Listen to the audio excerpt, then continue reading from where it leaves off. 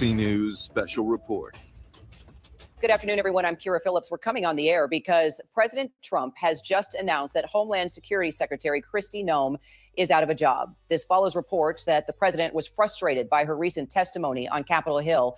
Noem under fire from both parties over her job performance and her handling of the immigration crackdown. And that includes her response to the deadly shooting by federal agents of two American citizens, Renee Good and Alex Preddy. Just moments ago, the president saying he's naming Oklahoma Senator Markwayne Mullin to become the next Secretary of Homeland Security. Let's get straight to our chief White House correspondent, Mary Bruce. Mary, what do we know? Well, Kira, the president just announcing this in a social media post that Markwayne Mullin is going to become the new Secretary of the Department of Homeland Security as of the end of this month. And the president, who, as you note, we know had grown increasingly frustrated with Secretary Noem this following several days of her testimony up on the Hill. The president posting the current secretary, Kristi Noem, who has served us well and has had numerous and spectacular results, especially on the border, will be moving to be special envoy for the Shield of the Americas, our new security initiative in the Western Hemisphere. It also comes, of course, as you note, that she received a lot of backlash after her response to the killings of two American citizens, Renee Good and Alex Preddy in Minneapolis. She, of course, was very quick to come out and label them domestic terrorists. She falsely said that Preddy was brandishing a gun.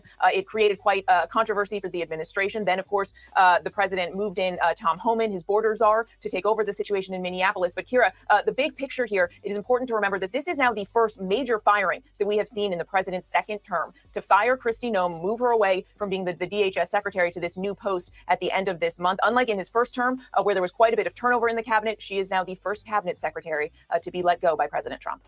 Let's bring in our Chief Justice correspondent, Pierre Thomas. Pierre, as we get this news now, let's just talk about how DHS changed under Kristi Noem's leadership. And it didn't take long for her to receive a lot of heat from critics once she did take that position. Indeed, Kira. And there was a key moment this week at that Senate hearing. This over $200 million ad campaign came up, and Senator Kennedy, a Republican, was pressing her on why was the funding as high as it was. He expressed deep concern that it was too much money, and he asked the secretary about it. And she claimed that the president was engaged in this. Now, we just saw from our own reporting from Rachel Scott and others that the president is now claiming that that is not true. And again, this ad campaign stars Kristi Noem. And basically, the message is to undocumented people leave now or be deported. And again, $200 million in this. You could see these ads during football games, during the NFL, college football playoffs, the NBA, all types of major ad buys for this particular campaign. And that appears to have played a key role. To your first question, the bottom line is under Kristi Noem, there were some positives for the administration in terms of the border being shut down, but the way that the internal campaign to remove people from this country was executed is apparently played a big role in this as well. As Mary said, Tom Homan taking over after the situation in Minneapolis spiraled out of control. And let's take it straight now to senior political correspondent Rachel Scott. I know you're en route to the Hill. You've been talking to your sources, Rachel. What's the word from lawmakers after Pierre just mentioned, of course, the testimony where apparently the president was not happy with how the former secretary performed during testimony? Yeah, well, Kira, I'm told by multiple sources that President Trump was on the phone calling Republicans, calling allies, asking whether or not he should fire Secretary Kristi Noem. He was pointing out that he was clearly unhappy with that answer that she gave Senator Kennedy during these heated briefings and hearings on Capitol Hill just yesterday. I'm also told that there has been a lot of frustration with how Noem has handled several instances, not just this particular one on the Hill testifying before Congress, but also just a few days ago, it was her decision along with one of her top advisors, Cory Lewandowski, to ultimately pause and put a hold on TSA PreCheck due to the government shutdown. I'm told by multiple sources that then White House officials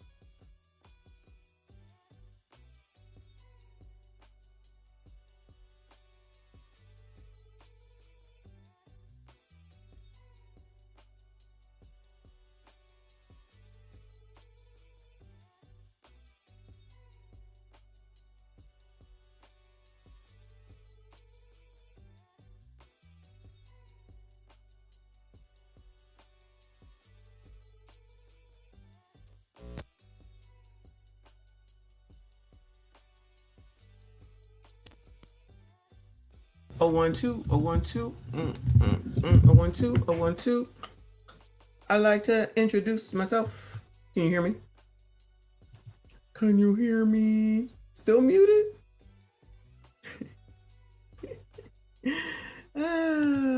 Oh, you can't hear me now? Okay. I was about to say, I don't know. This is the only sign language I know. Okay, and I know that's not what y'all want to hear. My bad. Okay, there we go. All right. Thank you. Sorry about that, y'all. But what I had said was, this woman always got her mouth open. And how is it that when you get fired, when you and I get fired, we don't get another job at the same place? We fired. That's it. Child, she done got a new job. And who in the hell thinks that Donald Trump checked with anybody before he made a decision, Bueller? Now, all of a sudden, Donald Trump is checking on decisions on firing. Mr. Apprentice himself, a goodbye, child. Who they fooling with this bullshit? Who? Had to intervene then to correct that. So this is coming after a lot of frustration, not only from President Trump, but also top members of his administration expressing concern about some of her actions, and ultimately the president making the decision today to now get Kristi Noem out and completely replace her, Kira. And Rachel, let's talk more about the senator from Oklahoma, Markwayne Mullin, who now will replace former Secretary Kristi Noem there overseeing DHS. What more do we know about him, and your thoughts on why you think the president made this choice? In these final hours leading up to this decision, Kira, I'm told that Child, we don't care about him yet. Anyway, so that obviously, for those that don't, my bad, know or probably heard, it just kind of happened. Remember, we was watching her, was it yesterday or the day before yesterday, and they was asking her all these questions and shit.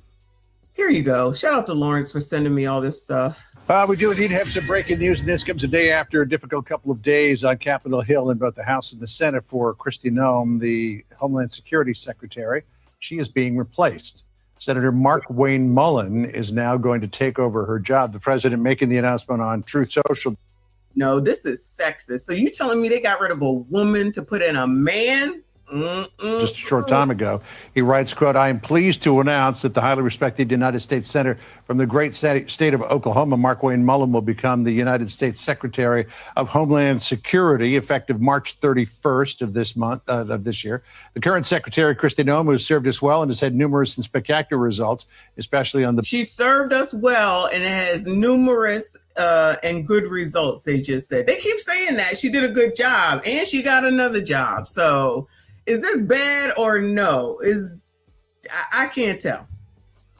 Border will be moving to be special envoy for the Shield of the Americas, which is a new security initiative in the Western Hemisphere that they're announcing on Saturday. So they get her in charge of the Western Hemisphere. She couldn't do this job, supposedly, but they're going to give her the Western Hemisphere. I have questions. If you fired, then how in the hell do you get another job in the same place? Possibly, potentially, with getting more money. Where they do that at? Can y'all do that? Is this a white person thing? I'm confused. At Doral in Florida, the president says, "I thank Kristi for her service at Homeland." So this comes amid reports that the president was none too pleased about the advertising campaign money that came to light during these hearings, Sandra. And so just in the last 24 hours, we've heard a lot of rumors that Markwayne Mullin may be tapped for DHS. And now it appears the president has made that decision, and that's going to happen at the end of the month. We do indeed have some breaking news, and this comes a day after a different... Was it about the affair? I don't know. They're saying that she didn't get permission for this ad campaign, even though she said that she got permission from Trump for it. But it might be for that affair, alleged affair. So on the New York Post, they said, Trump says Kristi Noem lied to Congress about getting his approval for $220 million ad campaign featuring herself. Well, then she should be all the way fired. How'd she get another job if that's what she really did? You know what I'm saying? And shouldn't she be arrested? I mean, they out here talking about all these people and all the fraud and what they doing. So help me understand how the hell it is that she could basically do the same thing that Doogie kind of did and she gets another job. I'm just saying. I'm just asking. It don't make sense to me. Anyway, let's see what this is. Secretary Noem, because we're not going after enough people who did this damage at the expense of running numbers that Stephen Miller wants out of the White House. We just want numbers. We want 1,000 a day, 6,000 a day, 9,000 a day, because numbers matter, right? No, they don't matter. Quality matters, not quantity, quality. And what we've seen is a disaster. Under your leadership, Ms. Noem, a disaster. What we've seen is innocent people getting detained that turn out are American citizens. I could talk about the culture that's been created here with Stephen Miller aiding and abetting. I heard first reports that he was the one that said it was a domestic terrorist situation where 2 people lost their lives in Minneapolis. I've heard that report. Maybe you can refute it. I don't know that we'll have time for you to respond because I'm giving you a performance evaluation here. I'm not looking for a response. And I'm saying, Ms. Noem, that time after time after time I've been disappointed. But before I get back to looking at the vicious people that did this damage to these families, I want to talk a minute about FEMA. You have a policy right now that anything over $100,000 has to go through your desk for approval. I asked my staff, because I'm a management consultant, I don't try to do cheap shots in here, but the facts do not lie. This is your administration for FEMA response. This is President Trump's first administration. Which one would you like to have? If you're a state that has a $60 billion disaster, your biggest disaster in South Dakota that I can tell that when you were an elected official was about $500 million. So 1/100th of this single storm where thousands of people are hurting in North Carolina and you're just barely catching up. This is what competent FEMA leadership looks like. This is what incompetent FEMA leadership looks like. And people... Oh, damn, they was coming at that ass, huh? Woo! Lord help your people. I'm tired of hearing him now. So, child, where did they get this picture from? Trump said Thursday Homeland Security Kristi Noem lied to Congress about getting his approval for $220 million ad campaign featuring herself. I never knew anything about it. Child, who believes that? Like seriously, who believes that? I'm sorry. Yeah, I don't. I don't believe that for a second. 2 sources close to the White House told the Post that Trump is furious and that Noem testified that he approved of the ads and set in motion his later move to fire her. I don't know if that's the ad or what. But Senator John Kennedy told CBS on Thursday that he spoke with Trump and that, put it this way, his recollection and her recollection are different. I don't know how you get $220 million confused, but child, what do I know? Trump later fired Noem on Truth Social and announced Senator Markwayne Mullin from Oklahoma as her replacement. Child, isn't this against the law to be putting people's personal business? Well, no, she worked for us, so I guess that's the difference. All right. Then let me let that go. Anyway, because I was about to say, how in the hell are you out here giving this information out to the public? I feel like it should be, information that you keep to yourself. But child, what the hell do I know? Anyway, so this is what's going on, the breaking news, I guess you want to call it. Let me see what else these people got to say back here on this. By Republican allies, he's someone that many Republicans, including top administration officials, believe could ultimately get through a Senate confirmation battle. Obviously, Republicans do have majority in the Senate right now. On top of that, Senator Mullin is also a firebrand. He is known for having some of these explosive exchanges, even on hearings on Capitol Hill. He is a fierce defender of the president as well. And top administration officials do believe he's someone that will be able to work more closely with the administration and more in line with the administration as compared to some of these recent incidents with Secretary Noem. Rachel, thank you. I want to bring in our chief investigative correspondent, Aaron Katursky now. Aaron, you've been covering the Department of Homeland Security, the fight for funding, the outcry that it wasn't getting enough resources to do the missions that Secretary Kristi Noem wanted to execute. Your thoughts? Kristi Noem's stewardship of the Department of Homeland Security, particularly the handling of the immigration uproar in Minneapolis, cost the Department of Homeland Security its funding, Kira. There have also been complaints by lawmakers in certain states over the way FEMA has operated and questions about readiness for natural disasters. Remember, the Department of Homeland Security has grown into this behemoth agency, but at its core, is its title. It is meant to protect the American homeland. It was born after the September 11th attacks, and it appeared many critics of Kristi Noem had felt that she had become a distraction in that mission, Kira. A distraction, and she was really crucified by lawmakers when she made comments about domestic terrorists during that whole incident in Minneapolis when the immigration agents moved in, and the death of those two advocates in Minneapolis. Just remind our viewers, Aaron, about that and how the talk really didn't stop once she made that comment and she was questioned on it. Oh yeah, she was a mess during that time. We ain't gonna act like that those two people wasn't doing some shit that they had no business doing. Okay, let's not act like that's not the case. But she came right up here talking about, oh, they were what did she say, y'all? She said domestic terrorists or something like that, she said. And I was like, girl, you don't even know what happened. How the hell are you making these claims? Looking crazy, child, looking crazy. Let's see what Schumer has to say. It says, Senator Chuck Schumer reacts to Kristi Noem ouster as DHS secretary. So down to CBS News political reporter Hunter Woodall, who joins us from Capitol Hill, where I'm sure the halls are abuzz with this latest news. But Hunter, before we get to the latest reporting that you are gathering, we did hear from Senate Minority Leader Chuck Schumer on the Democratic side. Let's go ahead and hear from him.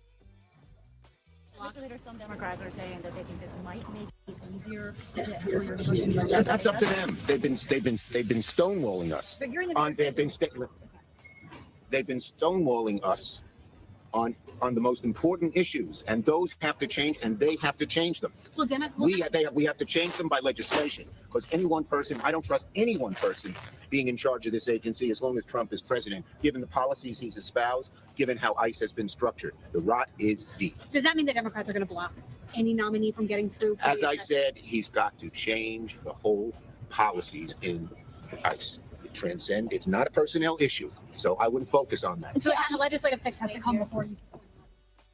All right. So, Hunter, if a look says 1,000 words, that look he gave to that reporter who was interjecting certainly did with that icy glare. But catch us up to speed on where we stand on this funding debate.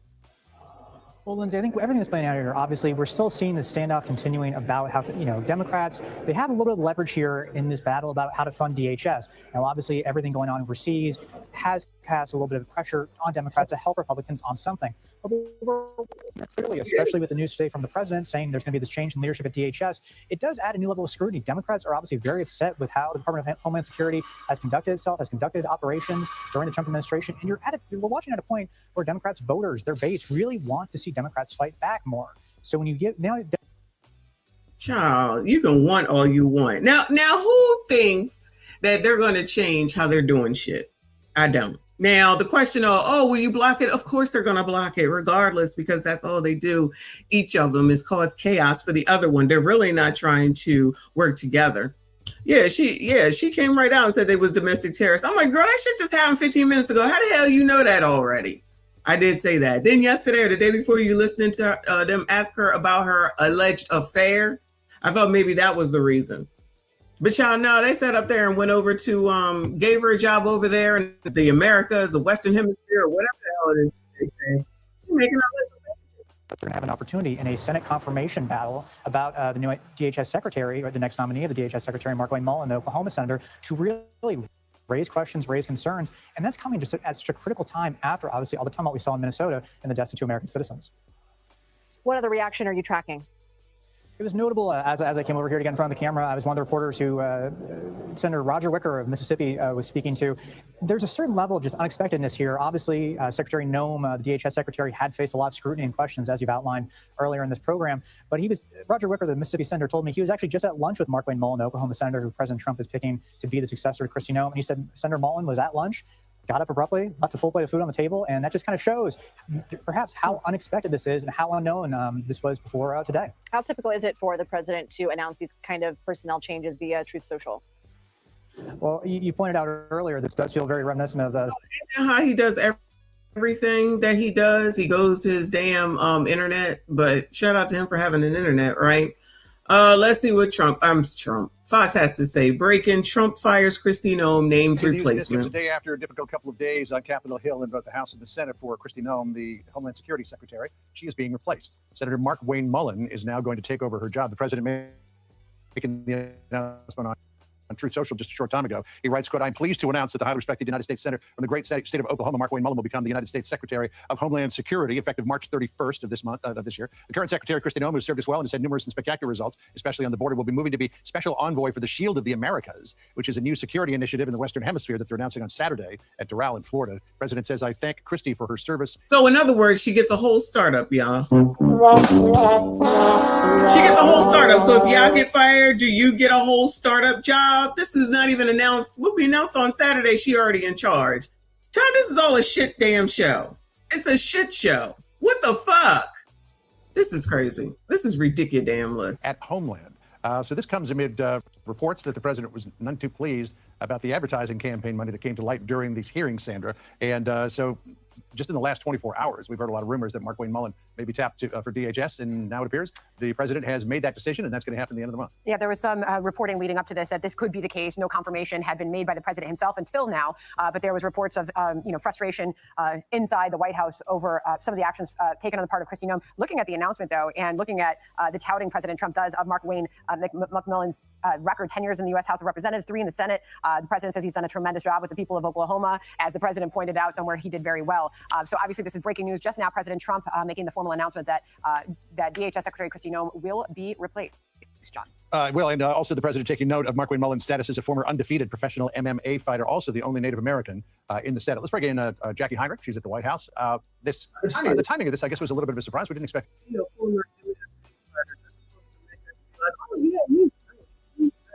Quite this soon, but it was certainly expected.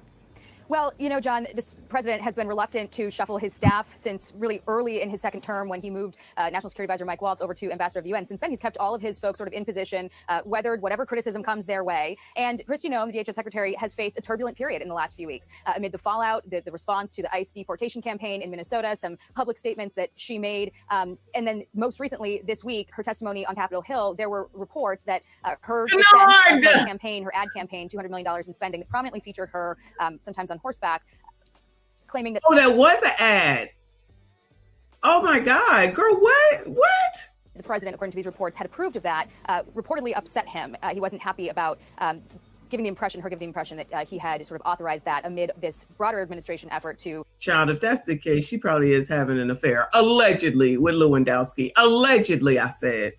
Root out fraud. So she's being moved now into another role, the Special Envoy for the Shield of the Americas, a new security initiative in the Western Hemisphere that they're announcing on Saturday. The president's been, defensive of Kristi Noem for the last several weeks as she's faced questions about her ability to carry out her duties. He regularly pointed to the success closing the southern border, the fact that there have been no illegal immigrants caught and released into the interior of the U.S. for several months, the fact that overdoses and murders are at historic lows, and pointed to those successes to sort of boost her up and defend keeping her in place. But it seems like that testimony on Capitol Hill might have been a turning point.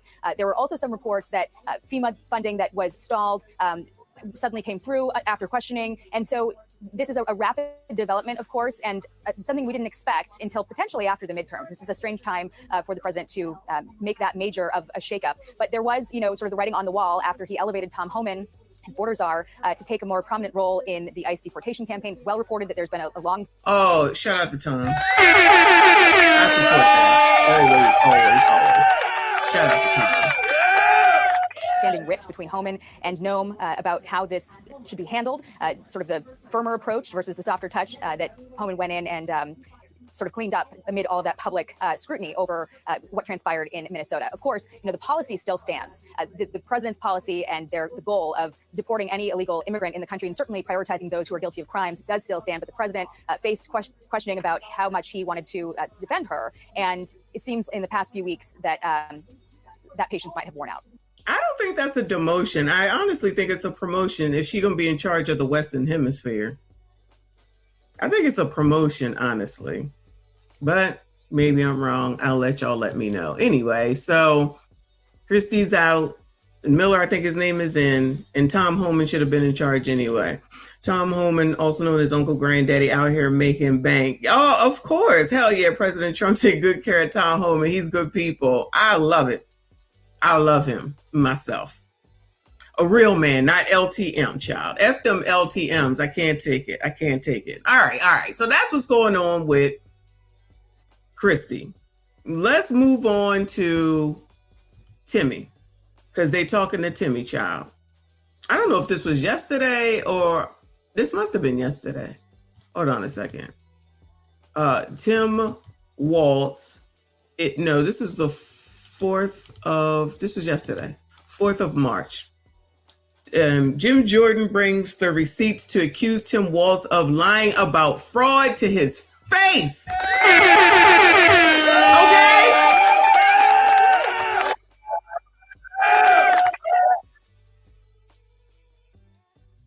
Woo!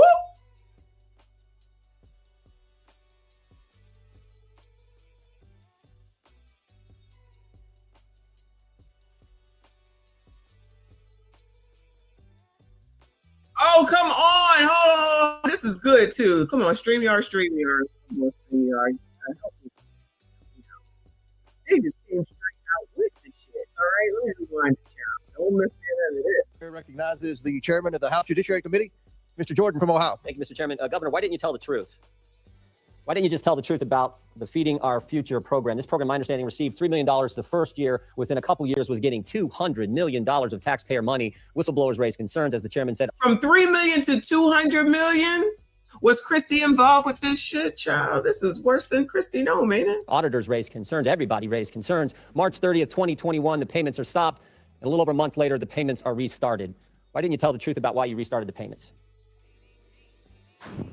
Well, Chairman, we did tell you. And Feeding Our Future grew because of the pandemic. And I didn't ask that question. I said, why didn't you tell the truth about why you restarted the payments? The payments stopped because there were concerns. Obviously, it wouldn't stop the payments. Then they restarted a month later. What was the reason for restarting the payments? my understanding was the agency believed that the court had required them to make those payments. And that was false, wasn't it? You repeated that. You said that, didn't you? You said that's why the reason. You said the reason you restarted is because the court ordered you to do so. Is that right?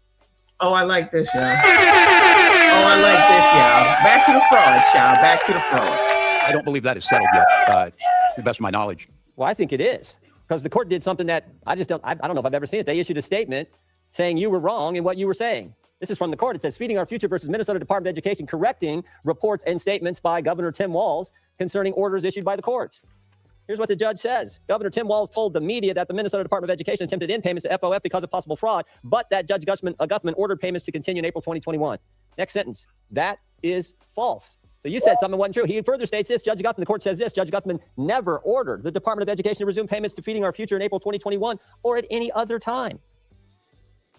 So I want to know, why didn't you tell the truth? Congressman, the attorneys at the Department of Education interpreted that differently. Both of those judges are no longer on the bench. And I think that the very first sentence, the first 7 words. This is not some unnamed source talking to the New York Times. This is not some anonymous source talking to whatever your Minnesota Star Tribune, whatever your paper is. This is the court speaking. First sentence, first 7 words. Due to inaccurate statements by the governor, Ramsey County District Court judge has issued and authorized this following news release. That's pretty straightforward. So the court's lying? I can't tell you, Congressman, but the somebody's lying. Somebody's lying, because you can't say the court ordered you to restart the payments, and then the court says we didn't order you to restart the payments. So either you're lying or the court's lying. And I'm just asking you, which one is it? I just simply know what the attorneys at the agency believed that it was a misinterpretation. And I would note that those could it be you were trying to hide behind the court, Governor? Could that maybe be the reason why you issued the statements you did and why the court had to do something you never see done before? They issue a press statement saying you're wrong. The governor is wrong. His statement is, their words, not mine, false. Could that be the reason? That was not the interpretation of the attorneys. And you know, court work, you can appeal those, Congressman, as you well know. I'm sure it's all about politics, Governor. No, it's about taking care of our people, which these Minnesota does programs better go than from anyone $3 else. million. The behavioral intervention program went from $3 million to $400 million in 5 years. The housing stabilization went from $2.6 million to $104 million. The integrated community supports went from $4.6 million to $170 million in 3 years. And this is unbelievable what's happening. And you're trying to hide behind some pretend court order, some court order that didn't exist. Governor, who's Casey Magan? I don't know who Casey Magan is. Well, I'll tell you. Mr. Magan is a Somali American and a fraud investigator in the guy beside you's office, in the Attorney General's office. And here's what he said. There was a perception that forcefully tackling this issue might cause political backlash among the Somali community, which is a core voting bloc. Did that have anything to do with this whole fraud scheme that went on in your state, Governor? It did not, Congressman. It did not. So you're saying Mr. Casey Magan is lying too? Everybody lying except for Timmy. Everybody is lying except for Timmy. He didn't want to cause any strife to the Somalis because they're a key voting bloc for y'all's asses. I'm not. You're the only one telling the truth in the whole state. Mr. Magan, who's a fraud investigator at the Attorney General's office, says it's politics.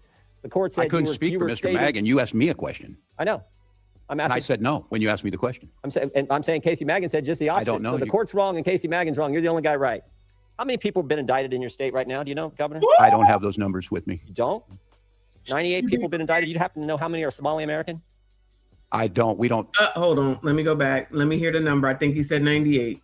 Oh, when you asked me the question. I'm saying Casey Magan said just the opposite. I don't know. So the court's wrong and Casey Magan's wrong. You're the only guy right. How many people have been indicted in your state right now? Do you know, Governor? I don't have those numbers with me. You don't? 98 people have been indicted. You'd happen to know how many are Somali American? I don't. We don't investigate or prosecute people based on ethnicity, religion. Neither do I. We shouldn't do that. But Mr. Magan is a Somali American who just said that the core, one of the concerns was this is a core voting block. And I just want to know if you know how many of the 98 people have been indicted in your state are Somali. 96. I don't. Their ethnicity is not my concern. 85% of the people indicted were Somali American, key voting block. And I think that's what drove this whole thing. Woo!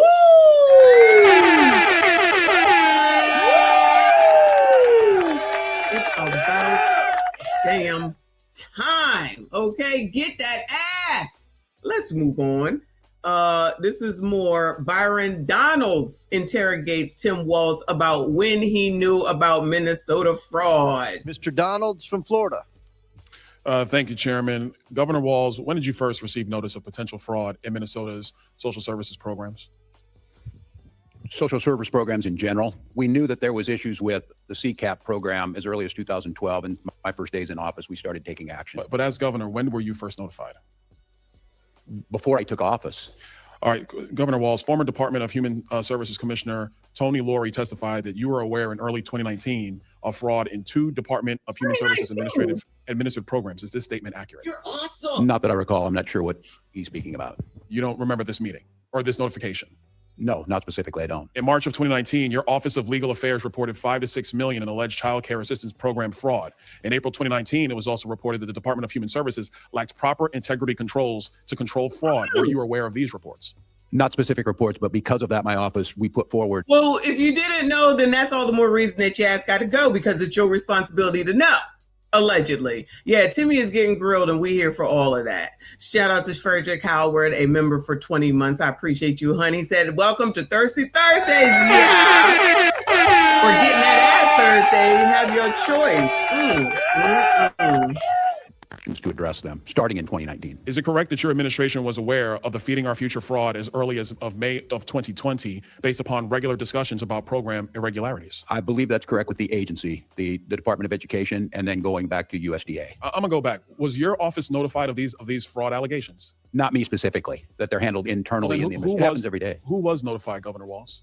The agencies do their work, the commissioners, and then if someone in my office was notified, they let me know. As governor, I make, 50 decisions a day. I said I did this job for 12 years. I make more decisions in a day. Governor Walz. So someone was maybe notified, but the agencies are the ones that take the action. May I ask the next question?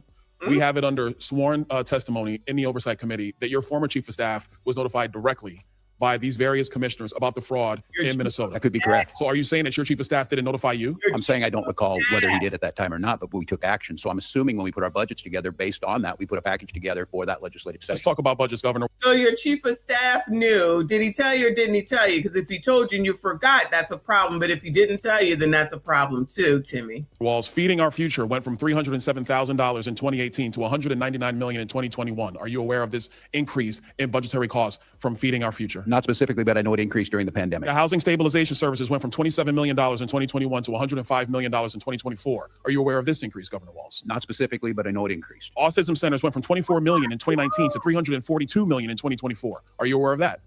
Not specific. How are you going from thousands to millions and he don't know? This is your job. If you want to be in charge of it all, you supposed to know. He came to this daggone hearing with nothing in hand, nothing in writing, nothing. And we're supposed to believe that he didn't know anything and he's the only one telling the truth. Everybody else is lying. Timmy, if you don't go to hell, it's about time they got your ass on up here. You're full of shit. This proves your incompetence. How do you go from thousands to millions in less than 5 years and you don't know? And you don't know? Nigga, please. $9 million in 2021. Are you aware of this increase in budgetary costs from Feeding Our Future? Not specifically, but I know it increased during the pandemic. The Housing Stabilization Services went from $27 million in 2021 to $105 million in 2024. Are you aware of this increase, Governor Walz? Not specifically, but I know it increased. Autism centers went from $24 million in 2019 to $342 million in 2024. Are you aware of that? Not specifically again, but yes, we know the budget's increased. Integrated community supports went from $4.6 million in 2021 to $170 million in 2024. Are you aware of that? Again, not specifically on the numbers, but It's the budget. Governor Walz, you have to submit a budget to your legislature every single year, like every governor has to do. If you're not aware of these increases, what was your office Everyone doing? is balanced. My budget is about $72 billion. It includes 23 agencies. Florida's budget's $115 billion, sir. But what were you doing if you're seeing program increases like this amid allegations of fraud in your state? Action was being taken on these starting back in 2019. If it's Can you describe that action that was taken in 2019? Sure. In 2019, I'll go to the first things that we did on child care assistance. Oh, you did bring something. Oh, but not nothing on the numbers. So he got his little notebook there, but nothing on the day. Full of shit. I don't care what nobody says. Shout out to Uncle Rick. Shout out to all of y'all. Please make sure you hit the like button for me. Subscribe if you are new. Timmy is getting his ass grilled. This was yesterday. I don't know if they're doing anything on this today, but woo! How the hell you don't know? This your job. You want to be in charge? Be in charge of it all. We lowered the standards on proof of administrative fraud disqualification. Oh, you lowered the standards? We lowered the standards for proof of administrative fraud. The standards where we had to prove it were so high it was impossible to try and do it. So we lowered what it took to show that fraud was happening. And what did you do with the results of lowering the standards to prove fraud? What did you do? Put 79 people in prison and. But Governor Walz, the fraud continued to increase. Right. It increased under your tenure. Do you acknowledge that? Did the numbers increase? Yes. And I tell you, when you catch people and prosecute them, it shows up at a fraud increase. I would tell you, Congressman, but just because you're so you have 4 million, it goes up to 100 and some million. You prosecuted all these people. The fraud continues to rise. The fraud continues to rise. You put 70 some odd people in jail. Fraud continues to rise, and you don't know nothing. I don't know nothing. You ain't see nothing. I ain't see nothing. Timmy, you really think we stupid? That's what I'm saying, y'all. Like I was saying before, they wanted all that chaos so everybody could forget all about this damn fraud shit. They wanted that mess to continue. I'm glad they finally got some damn balls around here and calling these people in. Shout out to Night J. Thank you, Boo. She said, this is y'all's VP. You missed the show this morning, Night J. You weren't here this morning, were you? Shout out to those that was here this morning for the morning show. 6:15 a.m. I might do it again tomorrow, y'all. We'll see. I get to sleep in tomorrow, so we'll see. But y'all, I got no sympathy for him. Like somebody said, where Jakey at? Bring Ilyan in. Wait till Ilyan comes in here. I look forward to it. If it increases, I got 50 seconds, Governor, and I don't want to get into a fight with you, but let me move quickly to the Lieutenant Governor. Peggy Flanagan's your Lieutenant Governor. Is that correct? That is correct. Does the Lieutenant Governor go on the ticket with you, or are they elected by themselves on a ballot in the state of Minnesota? It's on a ticket. It's on a ticket. Peggy Flanagan essentially works for you. She has an independent office. She's a constitutional officer. She's on the ticket, but she is independent as a constitutional officer. You could ask for her resignation at any time. Is that correct? That's typically how it works with lieutenant governors. Yeah, but she's a constitutional officer. I don't believe that's happened in Minnesota. Peggy Flanagan is, there are accusations that she was intimidating whistleblowers. There was a meeting on April 12th of 2024 where she went on stage and publicly denounced whistleblowers in the state of Minnesota, calling them losers in their mother's basements. Is this the type of treatment that your administration allows for whistleblowers in Minnesota? I'm not familiar with that. Are you aware of any intimidation of whistleblowers in the state of Minnesota? No, there are 30 whistleblowers who have given letters to this committee on the record saying that they have been subject to intimidation by your administration because they were trying to stop the fraud in Minnesota. I encourage them to go to the OLA and the independent sources in Minnesota that are. The OLA, you're the governor. No, the OLA is the independent. But sir, you're the governor. Why don't you take responsibility for what's going on in your state? We do take responsibility. None of those people, I'm telling you, I have no knowledge. But you lost billions of dollars of American taxpayer money in the process, Governor Walz. We prosecuted these people, Congressman. I think Florida has fraud. I would argue that the prosecutions of large. But white people do it too. But white people do it too. That's what I'm hearing. Florida has fraud. Actually come from the federal offices that's as not opposed how to the this state works. offices. You know that we refer. What do you mean that's not how it works? That's exactly how it works. They're partners. They partner together. Our BCA. Is the Attorney General allowed to investigate fraud and prosecute fraud in the state of Minnesota without the Department of Justice federally? Are you allowed to do that, Attorney General Ellison? Yes, we do prosecute Medicaid. Yes, we do prosecute Medicaid fraud all the time. We've prosecuted over 300 people. Apparently not enough because Minnesota's rife with it. I yield back. Ooh, Mr. Donald. Glad that the AG is there. Grill his ass too. Grill his ass too. I love this. Come on, child. We got it. This is from the Rubin Report. Watch Tim Walz lose his cool as Republican goes off script and asks this. I have those numbers in front of me, Congressman. Did you prepare for this hearing today? Nancy Mace decided to pull an oldie but a goodie right here on Tim Walz. Governor Walz, what is a woman? Have you learned that lesson? Do you know what a woman is? I'm the governor of Minnesota, Congressman. You know what I'm not here to be your prop or your obsession. So I if you taught middle can't school define your what a obsession. woman is, you certainly can't define what fraud is. If you can't even define what a woman is, you can't define fraud. How much money was spent on autism in Minnesota in 2017, Governor? I don't have those numbers in front of me, Okay. Congresswoman. Did you prepare for this hearing today? Did I you do did. any I preparation take for this hearing Congress today? seriously. And you've seen the numbers about autism fraud in Minnesota. So we're going to do some Minnesota math with you today, okay? Are you ready? How much money was spent on 2017 for autism in Minnesota? How much? I don't know. I wasn't the governor. Okay. Did you not just say that you prepared for this hearing today? $1 million, okay? A quick Google search or using your AI could tell you $1 million was spent. How much money was spent on autism in Minnesota in 2024? I don't have a number in front That's your term. That's your term, 2024. of me. Were As you governor I in don't- 2024? I was, but I'm not the Okay, head so of Oh, no, Timmy. I wasn't the governor in 2017. That's the starting point, dumbass. Oh, y'all elected Uncle Rick. Y'all elected this man. Come on. He's so LTM. I can't take it. I love this though. Come on, Nance. Let me rewind a little bit. I knew what she was doing. How come he don't know what she's doing? I don't have a number in front of me. As Were you governor I in don't- 2024? I was, but I'm not the Okay, head so of your DHS. excuse before that you didn't know what 2017 autism numbers were because you were not governor, and today you can't answer the numbers about 2024 as governor, and you still said you prepared for this hearing today. It's unbelievable. $343 million was spent in 2024. What percent increase is that? From 1 million to 304. These numbers are staggering. These numbers are crazy, y'all. It's not even like you went from, let's just take small numbers. You went from 100 to 500. You went from 100 to 100,000. That's how broad this is. That's crazy. And he don't know shit? So he don't know shit. I wasn't governor in 2017. Oh, you thought you was getting away from something? Did y'all let that man run your state? Wow. To 300, it went up 342 million. Is that 343% increase? Y'all know it's math ain't my thing. That from 1 million to 343 million. What percentage increase is that? I'm not here to be your prop. Go ahead and tell me. Wait, are you governor of Minnesota or not? Yes, I am. I'm Okay, not. well, when not I'm a prop governor of or a South member of Carolina, Congress. you can sure as hell bet that I'm going to know the math. The math is 34,200% increase, an increase of 343 times what it was in this time period. Do you know the number of children in Minnesota? I know that Minnesota ranked as a top 3 state for What children is the in the total last year. population in Minnesota? 5.7 million. Okay. What is the total population of children in Minnesota? I don't have the number in front of me right Are you governor of Minnesota? I know 400,000 were cut out of healthcare last Okay, week by that's the not- decisions you made. Are you governor of Minnesota? I am. And you don't know the number of children I residing don't in have the Minnesota? specific number. It's 5.7 million. Well, you got your notebook there. What the hell is in there? That's your total What is your age? population. What is the age? 0 to 5? 0 to 19? You have approximately 1.2 million children in Minnesota. What I'm not age? even governor of South Carolina. Our population in South Carolina is 5.5 million. We have approximately 1.1 million children under the age of 18 in my home state of South Carolina. Okay, as governor.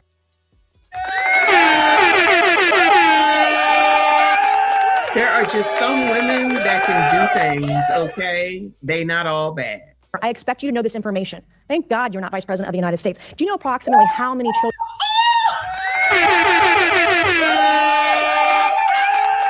Yo, shout out to Nancy Mace. Thank God you are not the vice president of the United States. That's a good one. Children in Minnesota are autistic or on the spectrum?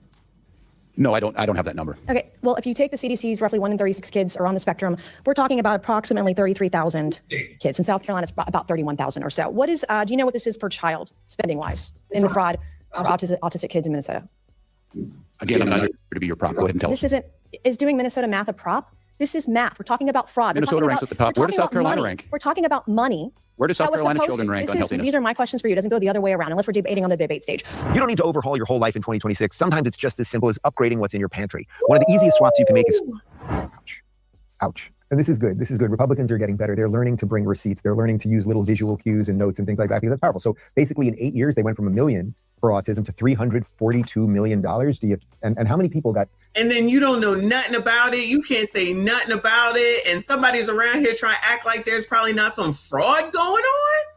That is too damn much. That is crazy work. How much less autism is there in Minnesota? I'm going to guess none. I'm actually going to guess that the rates of autism actually went up.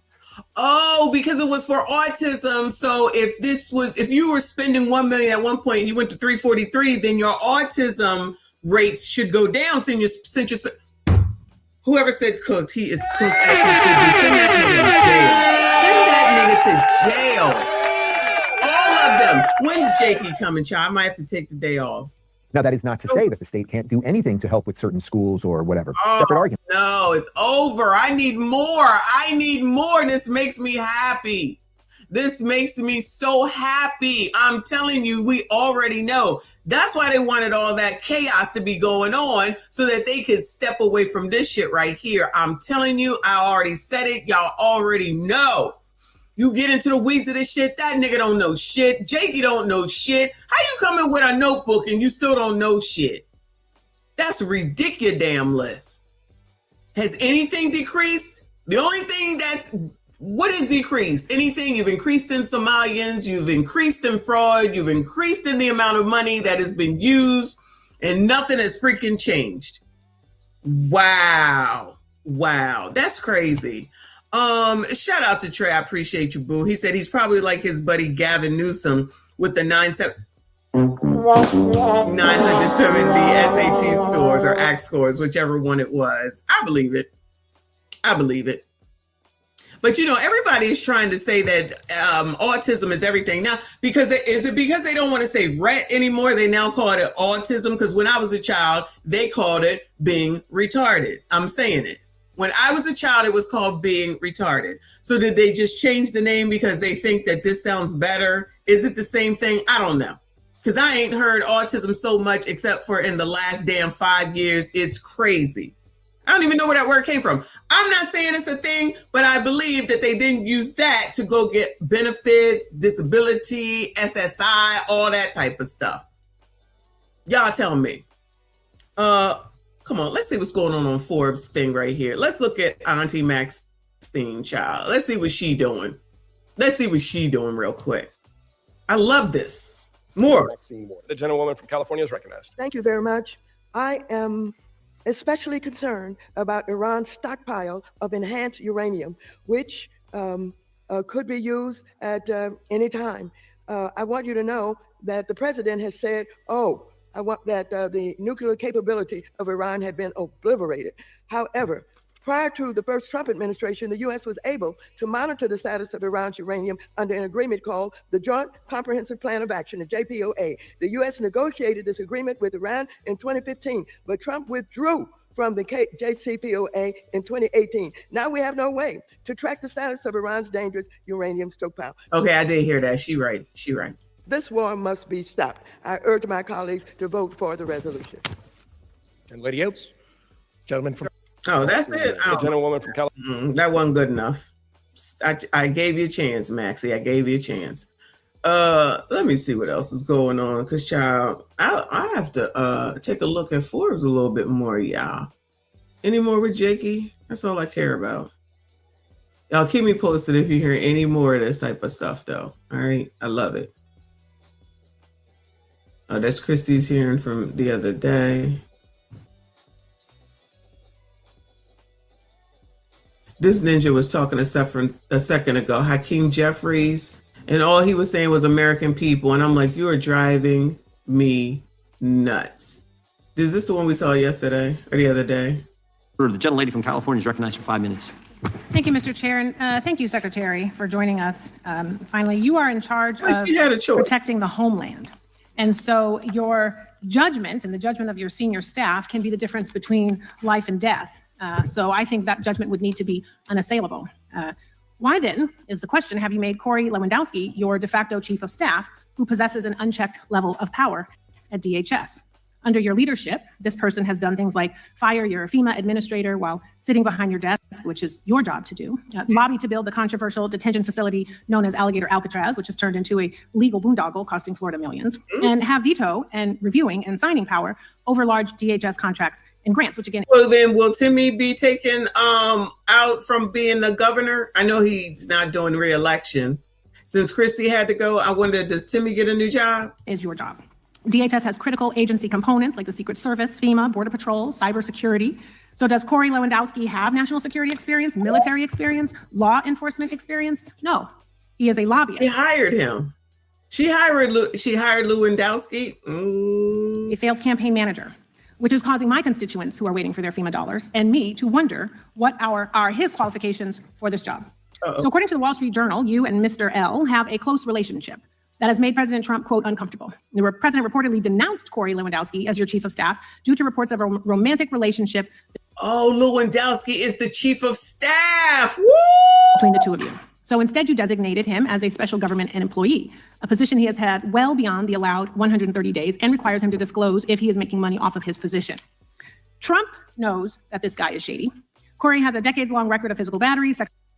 Are they giving Trump credit? Is that why the sun is not shining? Are they giving Trump credit? Harassment, illegal lobbying for a Venezuelan oil company, and bringing a loaded gun into a federal building. Despite being fired or removed from virtually every position he has ever held due to misconduct, he now wields unchecked, unconfirmed, undisclosed power over your department. This person has no experience running anything close to Department of Homeland Security or even advising someone in your position. He is unqualified, which again has left my constituents and I wondering why he is your top official. So Secretary Noem, at any time during your tenure as Director of Department of Homeland Security, have you had sexual relations with Cory Lewandowski?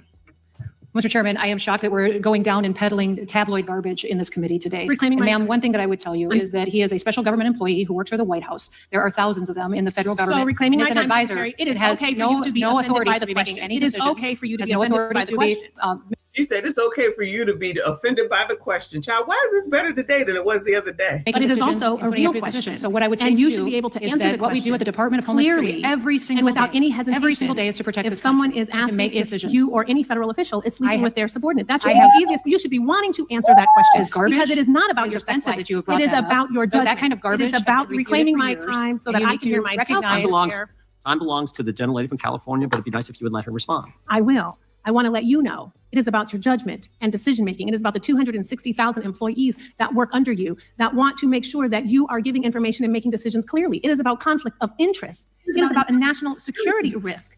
Department of Homeland Security was created right after 9/11 to protect the homeland. And DHS has circulated an internal bulletin to law enforcement partners warning that the conflict of the war we're in could inspire lone actors or small-scale cyber activity inside the United States, according to a memo obtained by ABC News. So American lives are at risk. The people who work for you are at risk.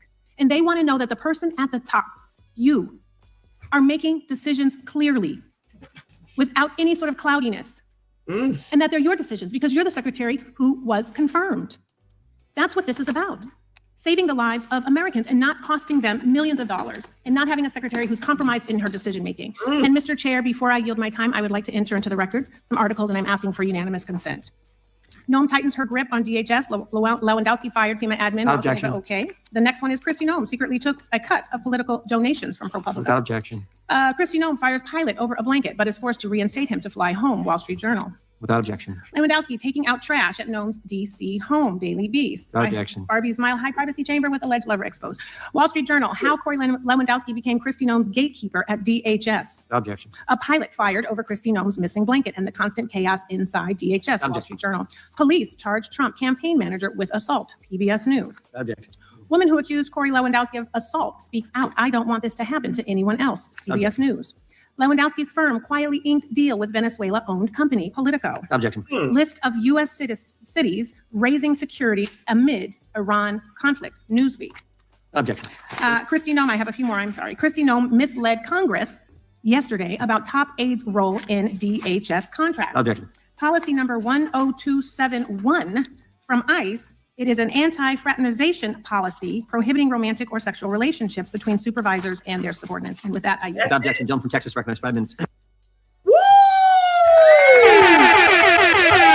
I love it. I love it. I love it. Cory isn't compared to, or he is compared to her husband. Hold on, y'all. Hey. Yo.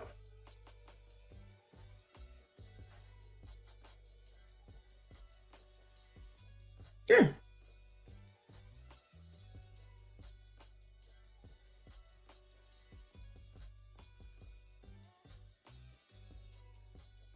I appreciate it. All right, I'll call you back. All right, bye. Anyway, that was the best. I love it. I love it. I love it. All right. Y'all find any more? Lauren, shut up. Keeping me abreast on this stuff. Let Let me know if you see anything else. So we've already looked at this. Let me give y'all the updates on the 2 kids found in a suitcase. Sorry, y'all, if you haven't heard. All right, woman arrested for red room of child endangerment. Now, you would think that this would be the mom, right? Now, it could be, but I'm thinking based off of the age and the age of one of the kids that it probably isn't. So where's the mom? Where's the dad? Where's the school? Are you kidding me? Not again. What the fuck? I appreciate it. Testing. All right. Testing. Anybody got time for another damn microphone? All right, it's better. I love it. All right. Anyway, let me let this damn thing play. News alert. We begin with several breaking updates on the 2 little girls found dead in suitcases.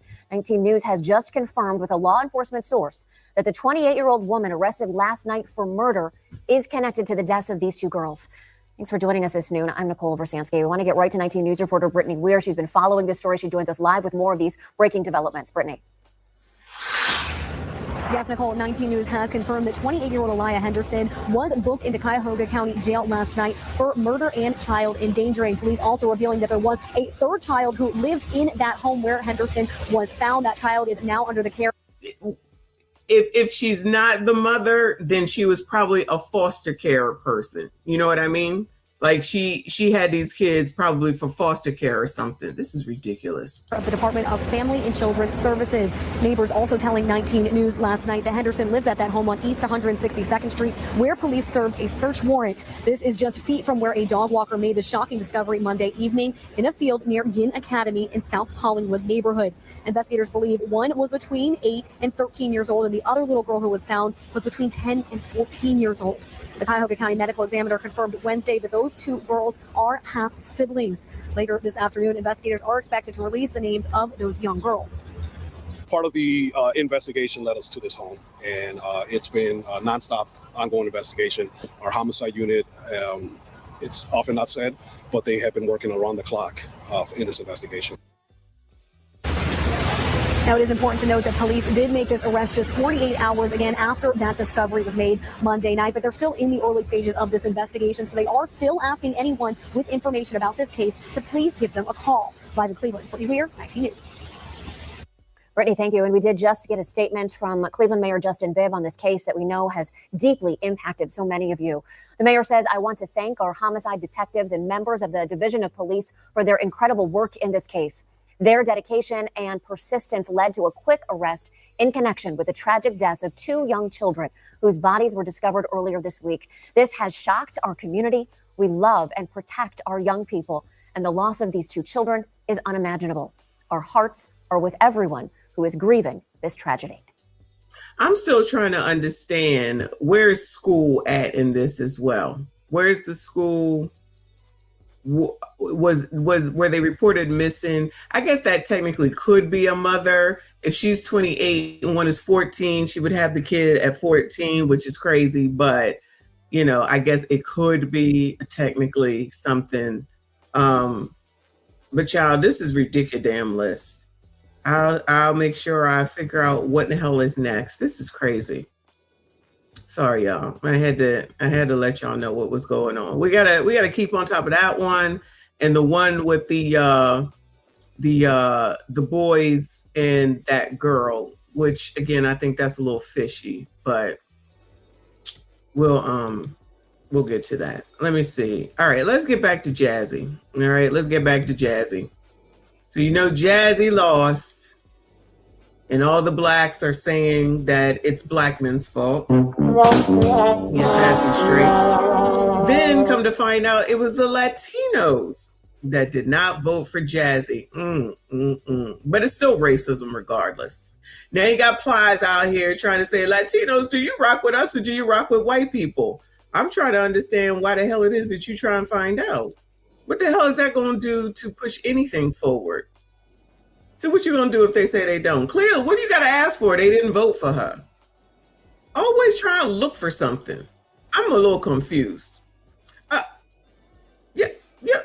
Sir, you already know. You already know. I have another video, but yeah, I was going to talk or look at TikToks first.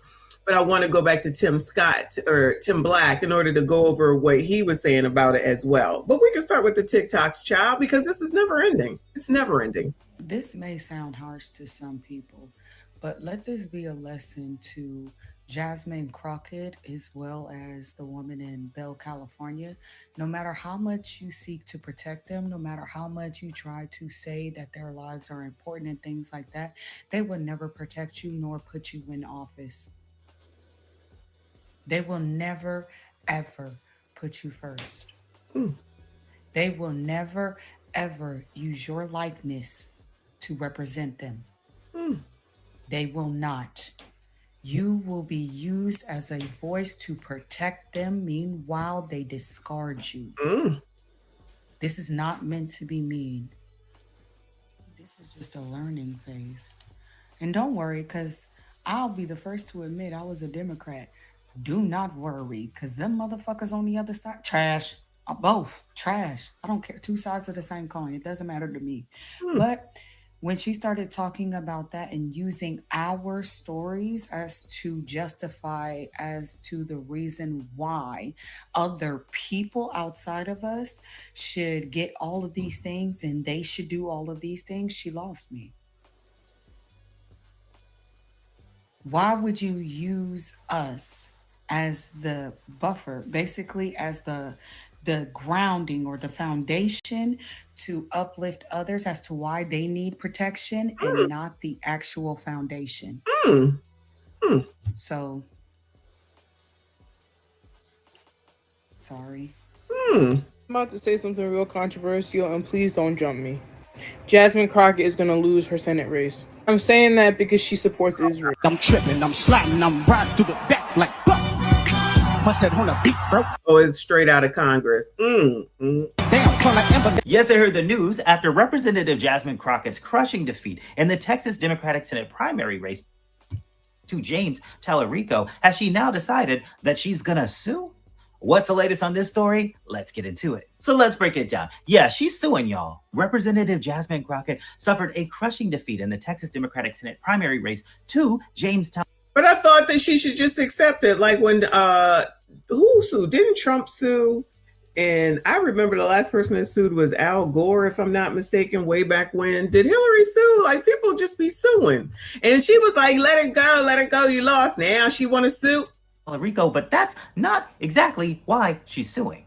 After all the numbers came in, Jasmine Crockett actually called James Tallarico to concede the race. And Jasmine Crockett is now actually calling for voters to unite behind Tallarico and flip Texas. And voter data now shows that James Tallarico was propelled to victory largely due to Hispanic voters, despite the fact that Jasmine Crockett has been very vocally against ICE. But the cause of the controversy... Is that the problem with the Hispanic people? Oh, no. Where are the black people now that Kennard said it? Where are they at? They ain't got nothing to say? They should be out there as far as them kids in the damn suitcases. I guess not. All right.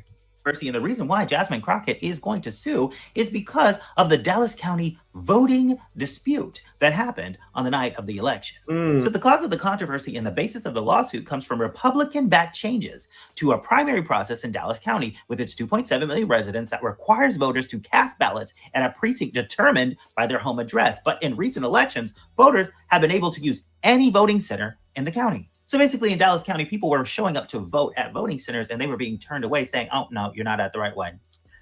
We understand. Neither of them was shit. They think that it's going to be easier to beat the white guy as opposed to Jasmine. So that's why they wanted him in there. Yeah, he's definitely crazy. But here's the thing, Charcoal Cowboy. If people can recognize and realize that Tallarico is out of his damn mind, allegedly, how come they couldn't realize that with Ma'am Danby, Bueller? How come they can't recognize it with that lady up in Portland, if I'm not mistaken? All these people that's trying to say that everybody should have everything and anything that they want and that they are the ones that's supposed to give it to them, regardless of the fact that we are the ones that work and give the damn money by way of the damn taxes, but we don't have no say in it. If we say something, then we some obic or we some ism. So he ain't going to win. allegedly, and it's easier for them to win against him, as it should be. I mean, not that it should be easier, but they should win because anyone that's talking that stupid talk should not get elected. Now you got a depredator that's running and could possibly win. I said a depredator. You know what that is, right? And someone that's committed red rum that's running and potentially possibly about to be elected. Everybody just want everybody to have everything, and ain't no damn standards, and no one cares about standards until it comes to them. That's some of the most ridiculous ish I've heard in my life. But then a Democrat will say, he's a 34 count felon. It's not the same. It's not the same. But a Democrat will make it be the same. And that's why you now have depredators and red rummers running and potentially about to win. Because everybody is effing out of their damn mind. The Caribbean, I'm coming. Voting data shows the Latino vote was the tipping point that pushed James Tallarico to victory over Congresswoman Jasmine Crockett. Crockett did extremely well with the black vote. Well, shout out to her. Because that's what they keep saying. And that's what I said this morning. Who is she trying to get? She don't even know who her audience is. If you're going to sit there and talk about white people, specifically white men, that ain't your audience. If you're going to sit here and cut for ICE, I guess the Hispanics ain't your audience. You're going to sit here and say some dumb shit and act ghetto all the time. I'm not your audience. Who's your audience? Who? I don't think she knows. I'm telling you, these people just think all they got to do, shout out to Cellulite, all they got to do is say Donald Trump is bad, and that's supposed to automatically get them on up in there. Child, everybody is crazy. Everybody is crazy. I see many people are waking up to Jasmine Crockett's crap. I don't know why y'all wasn't listening to me and other people who've been telling y'all that this woman is all for herself. Okay, she wants to be a super. Now they all are. Let's act like we know. Star and make lots of money off of your backs by giving your benefits, people like me and you, to the immigrants and the illegals. And let's not forget the people who she really is protecting, the Israelis and AIPAC. That's right. A lot of people will. Child, don't forget the criminals, because if you don't think you're a criminal, then you're not a criminal. Woke up to her defending Israel. And she tried to lie about it and said that we need to check her FEC filings and all this stuff. But everybody heard her on numerous interviews defending Israel and what they got going over there with the Palestinians and Hamas. You're black and being used, Jasmine, to go against your own people. Wake up. Tone policing black women that are actively fighting and speaking out against oppression really makes you seem very dense. I'm going to be very honest about this, and I don't give a damn. Anybody here oppressed, Bueller? Is anyone here oppressed, Bueller? Where the oppression at, child? All this talking you doing over here on the internet, but everybody oppressed? Where the oppression at? Because you're not going to tone police me. Black people in America, any and everything that a black person has in America was fought for. People died for it. And people have dedicated their entire lives to ensuring that those things are not taken away. Even so much so that the work and the effort of our elders and our ancestors has benefited other people and other minority groups. That said, I've been seeing a lot of creators talk about Jasmine Crockett and, oh, well, I really like her, but I just want her message to be softer. Hey, liberal, are we talking about liberation? Please show me in the history books where people that are being systemically oppressed use the soft tone and it worked. Can you tell me? Can you show me? Stop telling black people. Can anybody tell her and show her? Because I don't know what she's talking about. Just up here just saying shit. Girl, go do your workout. Stop telling black people how we should react to violence that's happening to not just us, but to people in general. Why are you not outraged? Black people, what's violently happening to y'all, Bueller? Black people, what is violently happening to y'all, Bueller? I'm just asking. I'm trying to understand what's going on. All right. All this oppression.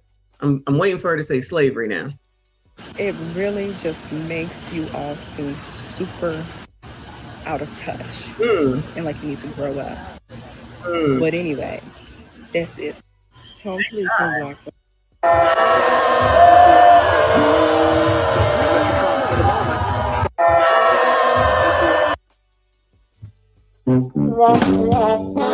Anybody interested, Bueller? Sassy Straits, anybody interested, Bueller? What is going on? That shit is probably real too. Real as in she really did that on purpose. Jasmine Crockett will not win Texas. Dang. It's like I really can't take people who are actually taking Jasmine Crockett serious in this Texas Senate race. I can't take y'all serious because at the end of the day, she is running on all things anti-Texas. Like in Texas, she wants like more to loosen up the abortion laws. Like we believe in family here. That's what she trying to do. That's what she doing for y'all down there in Texas. She wants to loosen up the Roe v. Wade down there. She wants to, that. So I asked this morning what the heck it is that Jasmine does in her district, wherever it is that she at. And nobody gave me anything. So now we got a little bit more people. What is it? So she helping with Roe v. Wade in Texas? Okay. We want our women to procreate and have children in Texas. She's running on stricter gun laws in Texas. In Texas? Y'all can carry shit around freely, can't? So maybe she need to move to Jersey. So she trying to get Texas to have stricter gun control in Texas. Y'all, did I not just say you need to know your audience? So did she really think that it was just going to be only Black people that was going to push her over to where she needed to go? Seriously? What is Sharia? I feel like I've heard it before. What is Sharia? But y'all, what the fuck? It's Texas. Stricter gun laws in Texas. She wants the border to be where people can cross over and have a easier pathway to citizenship. When we will pay for. She wants it at the border when what is his name? The governor. What is his name? I forget his name. Send all those people away. What? So she thought that after that man took all them people and sent them away into the sanctuary cities, that she was going to go and fight to have them be able to.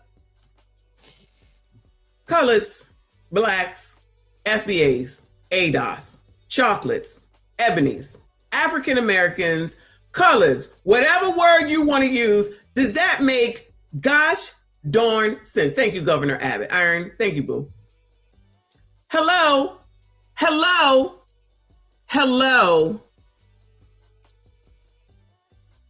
That's who y'all support? See, this be the problem. I said this already. This is why businesses got issues amongst Black people. You don't even know who your audience is. You don't even know who it is that you are, or who you should be targeting. Pause. Who you should be targeting, who you should be speaking to, who you should be in front of, who you should get in front of. So she down there touting open borders in Texas. She down there touting stricter gun control in Texas. She down there touting ABs in Texas.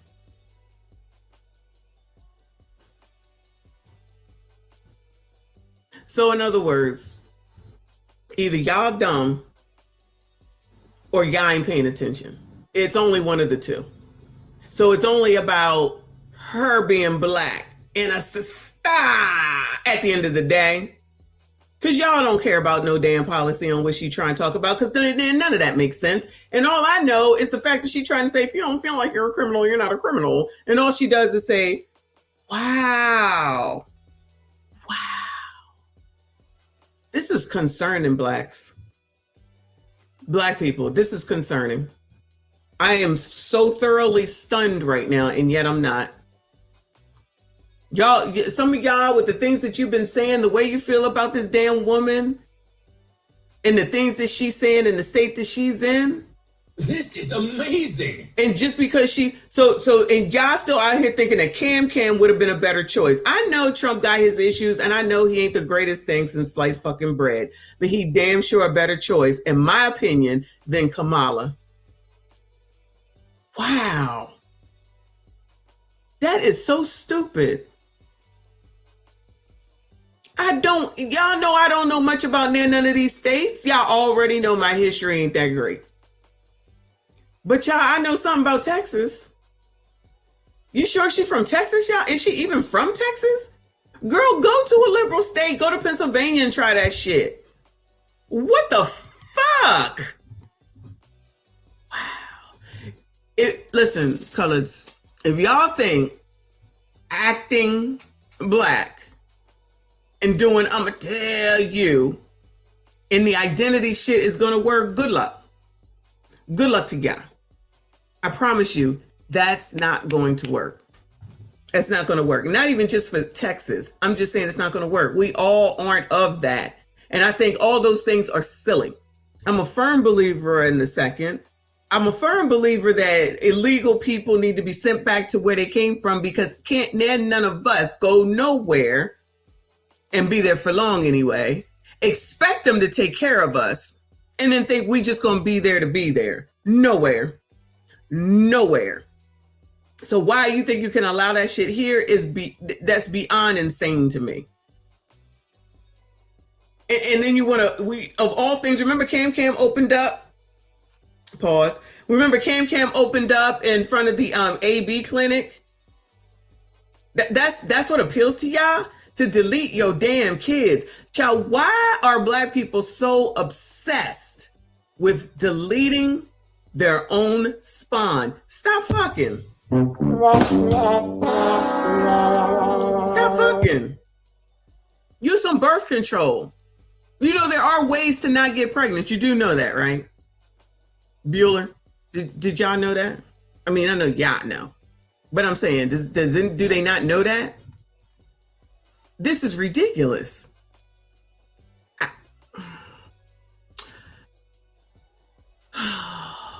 Every day, child, every day. And you know what somebody will say? Oh, well, the history and the way it used to be, and black people don't know, and we've been oppressed, and white supremacy, Jim Crow, all this stuff that they're going to say. And I'm going to be like, I know you fucking lying. Just use any excuse under the damn sun to absolve responsibility from not only your decisions, but what you decided to do. Like, we ain't doing that with Timmy. Y'all sitting up here trying to get that nigga a pass. After listening to those numbers, I'm not even talking about the grilling, which made it great. I'm talking about listening to the damn numbers. Y'all are ready and willing to let that go, all because you got a problem with Donald Trump. All because you don't like that man. All because you listen to these black people just say because he's racist. Like I always say, just assume all white people are racist. Now what you gonna do? So y'all are willing to let shit burn to the fucking ground, let people do whatever, whenever, however, and anything else, and you are wishing for the failure of the United States, just so that you can say, see, he already president, ain't shit you can do to change that shit, and y'all can't even, oh my God, this is why they can't think about, what is it now, 3 years from now, 2.5 years from now, y'all not even thinking about that. There's no long-term thought at all. So what y'all gonna do? Democrats, what y'all gonna do? Y'all just gonna say, look what Trump did, and that's gonna be your way that you think that people are supposed to vote for whoever? I will never vote for Gavin Newsom. Never, ever, no way.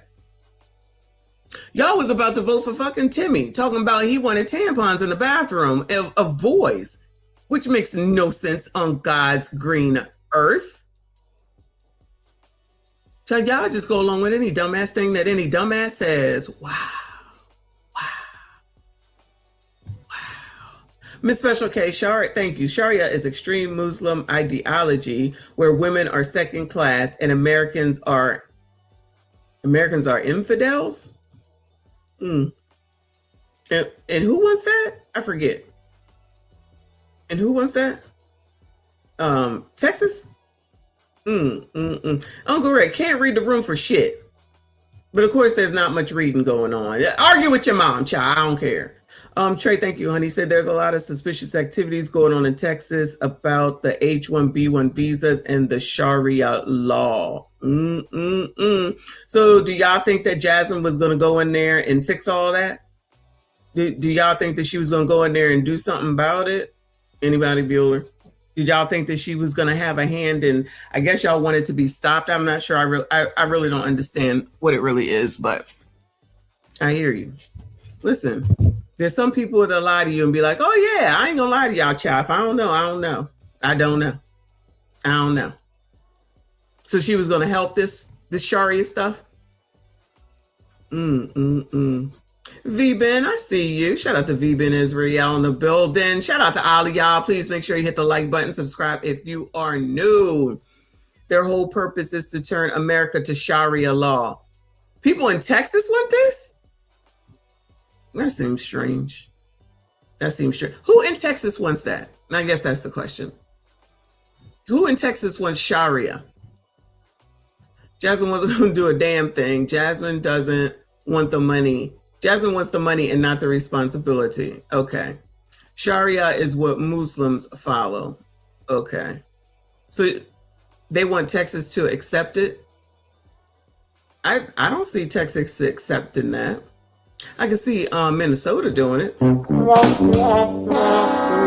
don't see Texas doing it. Alabama governor outlawed Sharia law. Okay. The Muslims living in Texas, child, take that on back to where they come from. Where they come from? I don't know where Muslims come from. Don't come for me. I don't know it all.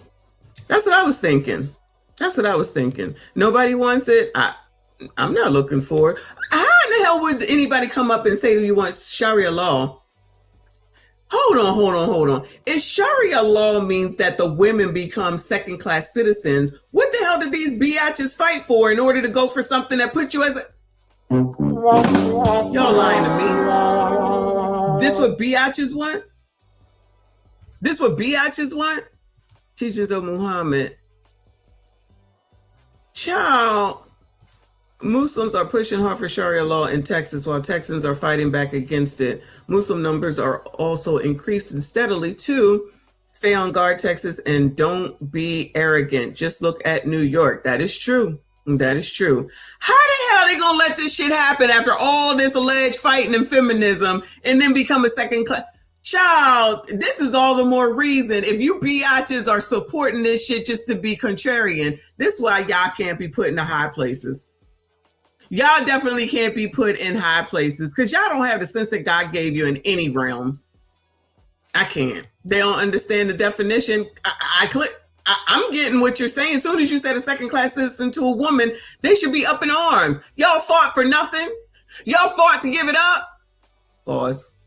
Y'all did all this pain in the ass shit and you're in the situations you are in order to turn around and say, you know what?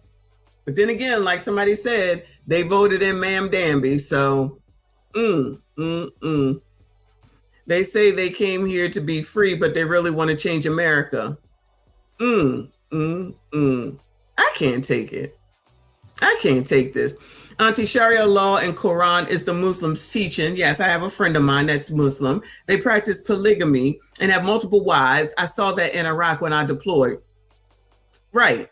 So in other words, these biatches fought against all this shit to be in charge, to be able to be equal to men, so that I don't have to be not me. They don't have to be oppressed. They don't have to listen to no man. I do what I want in order to usher in something that's going to make you a second-class citizen and make you a possible 1 out of 7 to someone. When y'all sitting up here talking about you choosing goodbye. Y'all goodbye. Y'all, all y'all doing is 1, let me know I got to get the fuck out of here ASAP. And 2, that I already was right with these biatches ain't shit and are crazy. They don't know what they doing except for out here just being half damn crazy.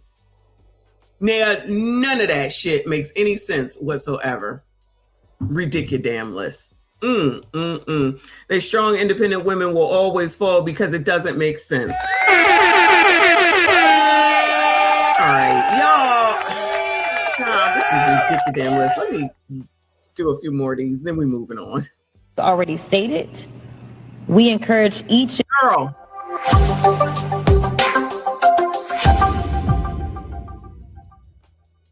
Oh, that's old. Black folks. Jasmine Crockett came out and said they have put a full slave patrols, and they have been sanctioned by this Supreme Court. You just voted. You just voted to do Y'all it. did it first, so you don't just want to talk voted to do it. Order. I'm trying to get clarification. Look at, calm down.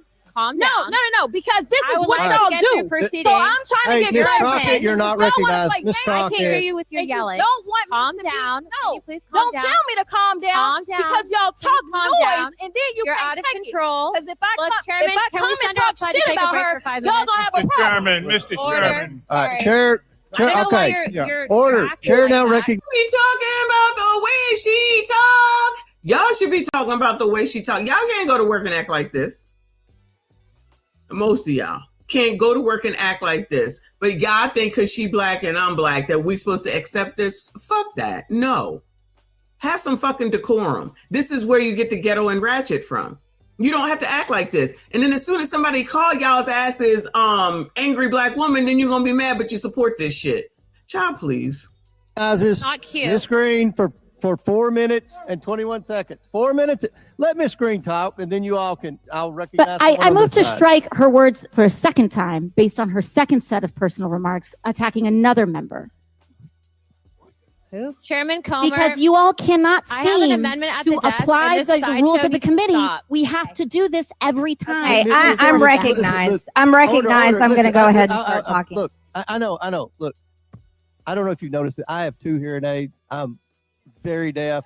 Oh, yeah. I'm not understanding. MTG was crazy too, child. Trust me, I ain't supporting her ever. But Jasmine's still wrong regardless of all that. But you know, this is stars, love all that until they get called out for the shit. Then all of a sudden, everybody racist. Child, please. Okay, how do we allow this to happen? How is this possible? I'll tell you why. Because these racist white Republicans closed the polls early in order to sabotage her from winning the Democrat primary. That's the reason why these racist white Republicans sabotage, because they're afraid of her. The racist white Republicans did this in the Democratic runoff. Oh, got it. Donald Trump is afraid of her. Obviously, everybody knows he's. Donald Trump is afraid of John, y'all just be out here saying shit. He's afraid of her. And that's the reason why. Because they close the polls at 7 p.m. I know the polls always close at 7 p.m., but they close them in Dallas in general. In Dallas, they turned away 43 people from the polls because apparently it was too late, whatever that's supposed to mean. 43 people, and as you can see, it would have made up the difference. She would have won the primary. 43 people would have made the difference. 43 people would have made the difference. Chief the Pirate Hunter said after researching why she lost her own party, said she ran a fucking terrible campaign if she's running one at all. Also, I think it's funny that she used Cardi B, a known assailant. Oh, that's okay. What? How dare you come over here and think that you can use some logic up in this piece? How dare you think you can lose some forget all of that Cardi B stuff, cha. It's okay. It's okay. That she was just rubbing her you-know-what in the middle of her concert, which is where she should do it. But then Jasmine wants to use her as the face. Child, please. These people are out of their damn minds. But because everybody's allegedly black, then that makes everything okay. And we're supposed to ignore it all and go along with the bullshit. But they closed the polls and turned away 43 people. In Dallas in general, because everybody knows Dallas is 100% black. Dallas is 100% black. There's no other people that live in Dallas, as you can see. No other people live in Dallas. So they made sure that they targeted Dallas in general because Donald Trump is terrified of her. These racist Republicans have got to get out of there. They took away. Thank you for letting me know. Who just said that? It's sarcasm. It's sarcasm because, child, I'm like, what in the world? Yeah, it's sarcasm. That's what it says up here, sarcasm mode. Shout out to, who is that? Keita. Oh. The queen. We love Jasmine. We worship Jasmine Crockett. She's exactly what we need to take down Donald Trump. He needs to be impeached, and she was a person. I don't know anything else she stands for, but I do know that she just wanted to take down Donald Trump, and that's all we care about. You can't tell us that we're stupid. We're not. I is smart. I knows how to read, okay? I know how to read. I'm going to get my GED soon. So take my opinion. This is what they did.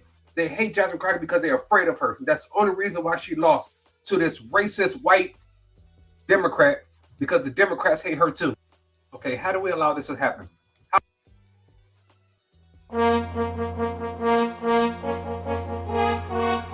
As long as racism exists and niggas with 2-inch dicks flourish in this country, Jasmine Crockett and women like her are going to continue to be robbed. So let's talk about this race, because the way that some of y'all are This is not sarcasm now, y'all. This is not sarcasm. explaining it got people feeling like they missed something. And if you're sitting there thinking, wait, that story don't feel complete, baby, you are not crazy. So I'm going to walk y'all through what actually happened. Yes, the numbers say that. Well, at least you don't have a nose bull ring. But child, if you come out here with a bonnet on, there's nothing that you're going to say that I would ever listen to. I mean, for the content, of course. But in real life, no. James Tallarico won the Democratic primary by about 8 points. And that's real. We don't argue with the facts over here. But the part that folks keep skipping over is how we got there. Because on election day in Dallas County, which is Jasmine Crockett's political home base, voting was chaotic as fuck. People showed up ready to vote like they always do, only to find out the rules had suddenly changed like they always do for us. For years, folks have been voting at any polling location in that county. And this raise your hand if you've never, ever had a problem voting. Raise your hand if you have never, ever, after marriage, even after kids. Not that that means anything. I showed my kids, I took them to be registered to vote. I took them the first time to go vote. They've never had a problem. They've been voting ever since. They've never had a problem. Why do y'all always suddenly always have problems? Who are these black people? What is wrong with y'all? What is the problem? I'm so confused. I'd be so confused. I think these people be lying just to go ahead and fit this damn narrative. Prince is in the building. Thank you, boo. He said the ninjas vote. The ninjas vote makes up a small percentage. You can't alienate snow people when they are the majority. I'm telling you, they do not think. These people are not thinking with regard to anything. They don't even know who their target is. I've been saying it all day. You don't even know who your target is. You cannot alienate. They are technically alienating enough black people, in my opinion. They've definitely alienated me. I don't know about yeah. Obviously, Texas is not my issue, but you're never going to come around and come around in a bonnet and I'm ever going to listen to you. Come around with a nose thing in your nose and I'm ever going to listen to you. A bunch of piercings on your face, I'm never going to listen to you. And you can't come to me ghettofied. I'm never going to listen to you. Never. So if that's all y'all got, or you want to send a liberal white woman to me, never going to listen to her. So it's only men I'm going to listen to. You can think that it has something to do with how I feel about men. I do. I don't think that they as fucking crazy as you biatches are. Y'all don't even know what you're doing. I'd like to follow a plan, please. That's why I'm like, can you give me the A to Z straight? Don't take me all over the damn place. Like, why is that weird? Y'all continue with your chaos. I'll be over here, all right? I will take real men. I hate to say that. Men that are not LTM before I will ever listen to a low testosterone male that thinks that he can have a child and that's got a bunch of crap on their face, because all this shit is for attention. If you need that much attention as a man, I can't know you. Not most. The men that I know don't need all this attention. They don't. None of them. None of them. So that's like being a woman. That's where low testosterone male comes from. Child, going over there with them. Y'all already know how I feel about biatches. They ain't shit anyway, and they will go and take the shit away that you have just because they want it. I know this to be true, okay? They can go argue with their mom. They go argue with their mom. Don't argue with me. Argue with your mom. Tellerico, LTM, for sure. For sure. You're sitting up here saying that everybody should be able to do anything. So in other words, y'all don't want no rules. Y'all don't want no laws until something affects you. Then all of a sudden you want the same oppressor that you don't want to come and help you and come to your rescue. Because what would y'all do with regard to, for those people that think that that's how it should be, and I know it's not y'all, What would you do, God forbid, if you came upon what's going on in Cleveland with those 2 kids in the suitcases? Who would y'all go to? What would you do? Who gonna take care of that? Who? Then y'all gonna be mad and say it's racism. Y'all cause most of these problems. And like somebody said earlier, I think it was Lawrence, you can't sit up here and alienate the biggest base and then think that you're going to win something. That has nothing to do with people being racist. That has to do with you not knowing what the fuck it is that you're doing at the end of the day and not knowing who your damn audience is. Why wouldn't you want all of the votes? Like, y'all are so fucking short-term thinking. Y'all don't think shit through. You're not losing because of racism. You're losing because you don't know what the fuck you're doing. And you cannot depend on just black people to fucking win. Just like you cannot just depend on black people to become wealthy. You jackasses. Anyway, what the hell do I know? Come on, bonnet wearer. Time they had to go to specific precincts. Okay. Now, a lot of people didn't know this until they were already standing in line. Then the election website crashed. The lines got longer. Court started arguing about whether polls should stay open longer. So when Jasmine Crockett says that voters were disenfranchised, she is not just blowing smoke up people's ass to hear herself talk, because people genuinely were confused and they were turned away. Now, here's the part where we got to keep it growing. Okay. Tyler Rico did not just appear out of thin air and win. He ran a campaign. He raised a lot more money. And he built a message that was designed to like reach the moderate religious voters. You mean he had a plan? I'm sorry. You mean he had a plan? Wow. He had a plan to reach moderates and he had some money. Nothing. Jasmine Crockett, just loud, ghetto, ratchet, and Trump is bad, and alienate white people. Oh, that's a great plan, girl. Great plan. Can't imagine why you lost. Right. That strategy definitely worked this time. But we also need to talk about the double standards that have lots of people, going crazy, because we've been watching it in real time. Because the last couple of years, Jasmine Crockett has been dragged up and down the internet for being too aggressive, too loud, too confrontational. Y'all remember when people tried to paint her as reckless because she called out corruption and political hypocrisy in the Congress? Okay, so y'all know what the fuck I'm talking about. Now, here's the funny part. No, ma'am, we don't know what you're talking about. You mean she was doing her job? She don't get brownie points for that. Do your fucking job and leave the TikToks and the games to kids. James Tallarico has been outspoken. He's taken strong progressive stances on issues like education and funding reform and voting rights. And he's even challenged the Republicans too, and did so publicly. All right. And he even had moments that went viral for pushing back on conservative talking points. So this is all I got to say to this bonnet wearer. Okay. If the Democrats love black people so much, they should have been putting their everything behind her. And yet they didn't. But y'all want to blame Republicans. So where are the savior Democrats here for y'all? Where are the Democrats that's supposed to love black people, care for black people, love black women? Because black women are the backbone. That's what the Black Cindy Brady said, if y'all remember. If you Tariq Nasheed, Kevin Samuels, followers don't get behind black women. So y'all just think that shit works? So y'all think telling other people what to do is how this shit goes? When y'all know damn well you don't like nobody telling y'all what to do? So coming to people where they are and trying to assimilate to try to get your daggone vote at minimum, so y'all can't do that? We already know plenty of colors can't do that, and that's why they stay in the same places. Child, y'all won't even change what the hell it is that you're doing that's bringing you down. Then you want to call that shit racism? No, that's youism. That's youism. That's what you be doing to your damn self. Let's just go ahead and ignore the fact that black people will be worth zero by 2053. Ignore all that, child. And what you gonna do? Say it's racism while you're sleeping on the fucking curb later on in life? Or your kids are, or your grandkids are? Just come back here and just be like, everybody was saying Jasmine Crockett. It was the truth. It was the truth. And I didn't even follow her that much. But anytime I saw her on blogs where she was being promoted, she was being loud, ratchet, and ghetto. And sister girl, you not gonna tell me.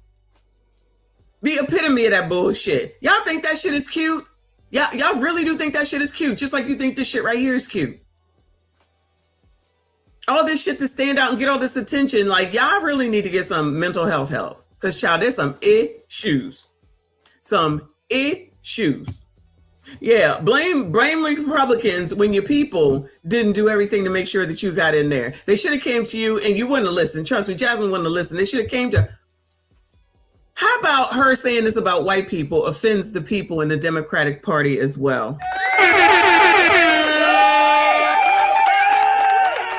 How about the things that she says about white people? I don't know if she notices this or not, but there's white people in the Democratic Party. Child, black people, do y'all know that there's white people in the Democratic Party? So her coming out here talking bad about white men when most of the people are white men. So no thought about that. But they supposed to just ignore all that. Child, you can't make it up. You can't make it up. I saw this on Hood Conservative show. Even Roland Martin admitted Jasmine didn't stand a chance of winning because he drove to the neighborhoods in Jasmine's district. There was no Jasmine Crockett signs. They're not gonna hear none of that. It's because of the white people and white supremacy and discrimination and Jim Crow. And then to play in y'all's face to try to tell y'all, I said y'all, that you can't vote blacks and that you're gonna have a hard time trying to vote, even though it looks like all of us said we've never had a hard time voting, never, ever, ever. Ever, but y'all gonna have a hard time because they require you to have some ID. I've never gone to vote and have never not had my ID. So this ignorancy, and I said ignorancy, that they tried to tout in front of y'all's black ass faces shows what they really think about y'all, but y'all ain't trying to hear it. Imagine being so ignorant that you allow these people who are educated to tell you that you can't vote because they are saying that you need to have some damn ID of some sort. Most black people don't have a passport. Most black people can't get an ID. And y'all allow that shit. But then again, y'all allowed Joe Biden to be the man after all that mass incarceration and the crime bill. And you think Bill Clinton is the first black president because he played the saxophone or some ignorant shit that y'all said. Y'all, anyway, come on, y'all. What else you got? But somehow he didn't spend 2 years getting framed as the angry black bitch. Now, obviously, he couldn't be framed as a black bitch, but y'all know what the fuck I mean. His passion was called conviction. Hers was called an attitude. Do y'all get where I'm going with this? And for all of the... See, this is what I'm talking about, y'all. This is what I'll be talking about, y'all. This is why I don't give a fuck. Because color's going to be coloring regardless. Now, at the end of the day, I guess my nigga like masculine, okay? If that's all you got and you think that this is why colors be where they at, because they say dumb shit like this. Don't know what they talking about, walking in on some place they never been, just because they triggered because I'm gonna take it. I don't care for Jasmine Crockett. Fuck that bitch. She's a loser. She's a loser. That's okay. She could go over there with them 3 girls or 4 girls over there on that podcast and she can do big things there. Sit there and be as ghetto as she wants to be. That's all. Of course you are. Of course you are. Let me help you out though, white man. All right. And there you go. I'm sure that person was not white. Women and queer folks come out of, that are watching this right now, y'all know exactly what the fuck I'm talking about. Because many of us have lived in that moment where we say something direct and suddenly we're doing too much. While somebody else says the same exact fucking thing and they get called brave. Fuck that shit. The dynamic, that shit got a name, right? And in this particular case, it's called misogynoir. And the specific mix of racism and sexism that black women face when they step into leadership is something that we know all too well. So while I can absolutely acknowledge that James Tallarico ran a smart campaign, we also have to be honest about something else. That in America, and especially in a state like Texas, a white man speaking truth about faith and unity and morality walks into a room with a certain level of comfort already built into it. A black woman speaking... I tell you, these blacks certainly do be paying attention to everything that white people do for hating and can't stand white people. Is that a study in college or something? Watching white people and clocking everything that they do, but then turn around to saying that they're doing something to you, even though you're watching every move that they make. But white people do it too. But white people do it too. These are Jasminders. This is the 92%. What is it? 92%? I'm in the 8%. Okay. This is the 92%. Get it straight. I'm in the 8%. Because ain't no way I would ever vote for Cam, and ain't no way that I would ever vote for child, what's her name? Jasmine Crockett. Never. We asked 100 people, name someone who won't be in the Senate and won't be going back to Congress. Jasmine Crockett. Jasmine Crockett. Show me Jasmine Crockett. Come on. Good answer. There it is. Number one. Way to go, Pat.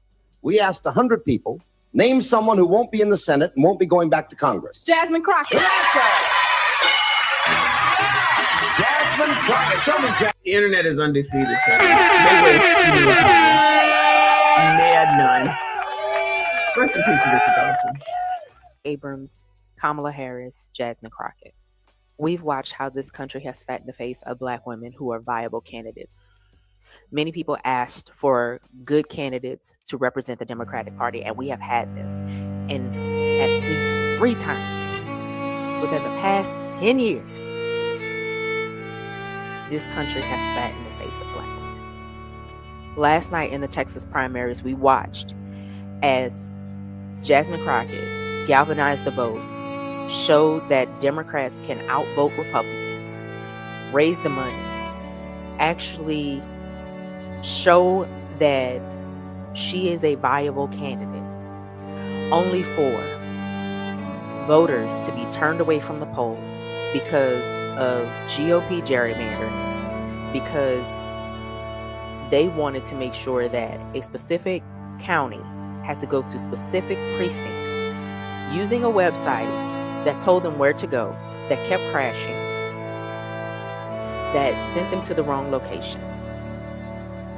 Then the Supreme Court intervened, told them they can vote until 9 o'clock, only for Ken Paxton to intervene with his own election and stop that from happening.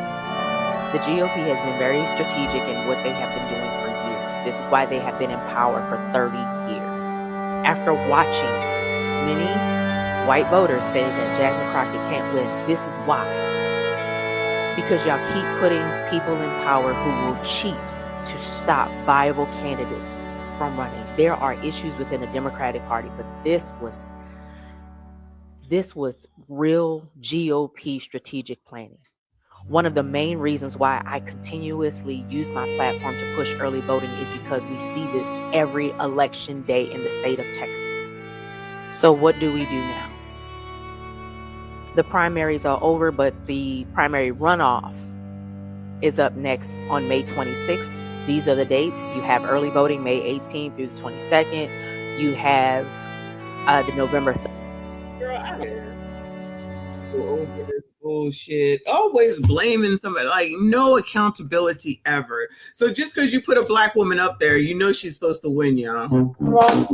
So just because you put a Black person up there, they're supposed to win. I'm telling you, this must be these people must be the generation of No Child Left Behind. Gotta be the generation of No Child Left Behind, because this is ridiculous. I'm over it. But that's enough. I'm tired of them. Let me see what else I got for y'all before I get on up out of this. Peace. Oh, you know what? I don't even care no more. I don't even care no more, child. I don't even care. Let's listen to Monique, child. Monique got something to say.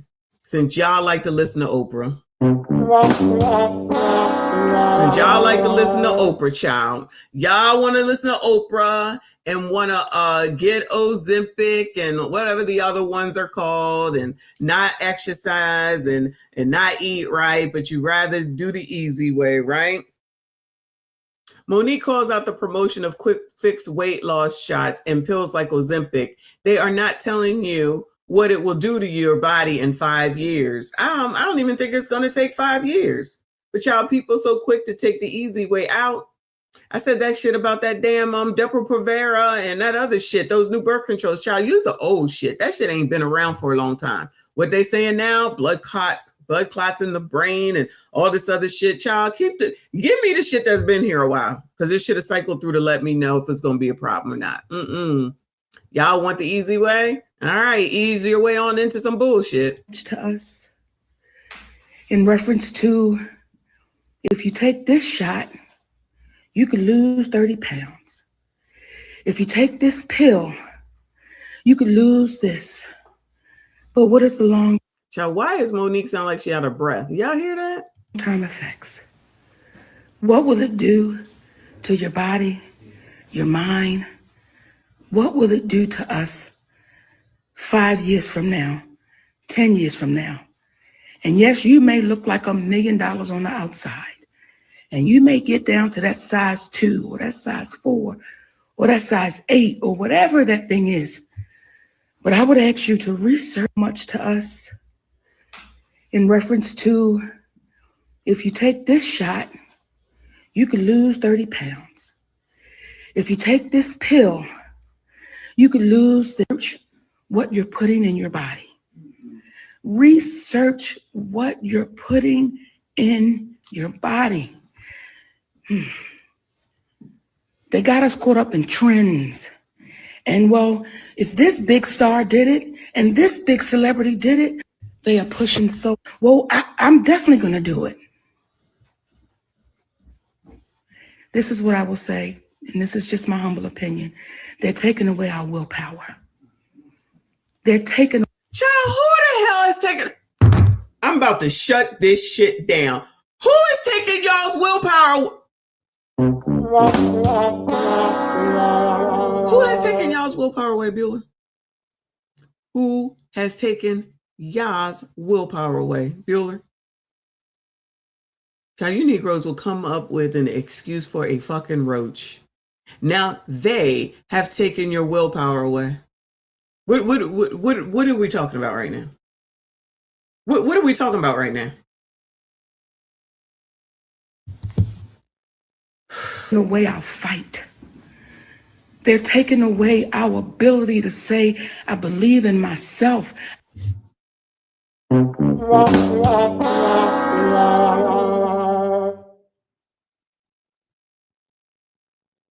I can't. I just can't. I'm tired. I'm just so tired. This is so stupid. Lord help your people. Take me to the I can't do it. I can't do it. I'm going to trust the process. What you're putting in your body. This. But what is the long-term effects? What will it do to your body, your mind? I'm not trying to be rude. Didn't Monique use something in order to lose the weight, Bueller? Didn't she use something to lose the weight? I know she was showing everybody she outside, she getting, walking, running, doing all this. But y'all, didn't she do something? Is it gastric? Was it the band or something like that? She may not have done a shot, but I feel like she did something, which is why she was looking crazy. It was gastro? Okay. It was gastro. This is why she's talking about it? I thought she would be really talking about it because Oprah is touting it. And you know how she feel about Oprah. She don't sound good, y'all. I'm just saying. I hope there's nothing wrong with Monique, but I'm sorry, y'all. She does not sound good. Anyway, if y'all wanted to know, now you know. Moving on, y'all. The Lord helps those that help themselves. That's all I got for y'all. But before we get to the good stuff, well, actually, this is going to be the good stuff. How long I've been on here? Almost 2 hours. It's almost 5 o'clock. I told y'all that I was not watching no damn Cory Holcomb anymore. So I just depend on people like Poetic Flacco. Shout out to Flacco. Here's what we about to watch. It says Cory Holcomb, he just released this 57 minutes ago. Cory Holcomb podcast just hit an embarrassing new low. I thought nothing happened. I ain't hear nobody talking about it, but we already know that this is Flacco's lot in life at this point because, all Cory got is backdooria. So let's see what happened on 5150 clearly on Tuesday night. Cory Holcomb completely destroyed his 30 years career within 2 weeks. It's completely over. His numbers is tanking. His co-host is looking at him crazy. His fans are turning on him. And he's having a hard time realizing it's over. But this episode was an absolute wake-up call for Cory Holcomb. His numbers are abysmal. He was panicking the entire Yo! He didn't even make 100,000. Wow. Child. entire live stream, coming up with excuses on why the numbers are so low and the live viewers appear to be so low. Cory Holcomb is sitting at less than 100,000 views after 24 hours. This is the worst it's ever been. And it's not the YouTubers' fault. No, people are finally waking up to Cory Holcomb and his BS. See, Cory Holcomb, the usual numbers are 15 to 18,000 live viewers. When it's done, it sits at about 150,000 after the first hour. Then it rounds out to about 270, 250,000, right? You know, after about like a week or so. For this to be less than 100,000 after 24 hours, when the usual podcast ends at 150,000 due to 18,000 live viewers, this is just bad. It's bad. No. Now, Cory Holcomb realized the dramatic decrease in viewership while he was live. And he realized, the audience realized it, because the audience was making it perfectly clear, bro, your numbers is tanking. But he had another creative excuse as to why the viewership was so low. Man, we wish well to the people who come at us. Like right now, it's everybody used to us starting later. That's why the numbers climb, where it's 9,400 in the chat now. You know what I'm saying? Of course, the haters will be like, yeah, they don't watch him no more. Look what somebody said bad. Well, somebody. Because it is usually more than that. It used to be a lot more than that. I was just coming off of saying 15 to 20. You less than 10? Of course, it's not a problem, and Cory's not a problem, and everything he does is another perfect person, child. Another colored perfect person, child. They know everything. Everybody else is wrong. What it is he's doing ain't working week after week after week.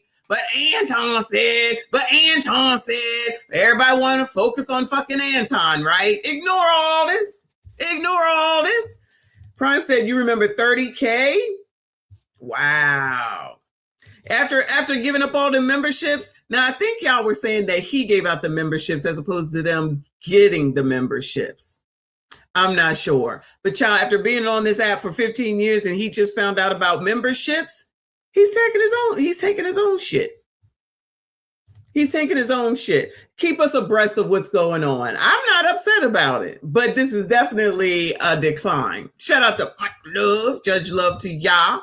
Shout out to him. If you got a membership, you don't know where it came from. The odds are it came from him this morning. Thank you again, hon. I appreciate you. Y'all, make sure you hit the like button for me. Subscribe if you are new. There was a super chat. His viewership has dropped by about 40%. People are no longer tuning in. They came for a week or two to give him an opportunity to make amends for the nasty, nasty, nasty things he were exposed for saying, but he just never apologized. They gave him an opportunity to amends for hitting that woman in the face on camera.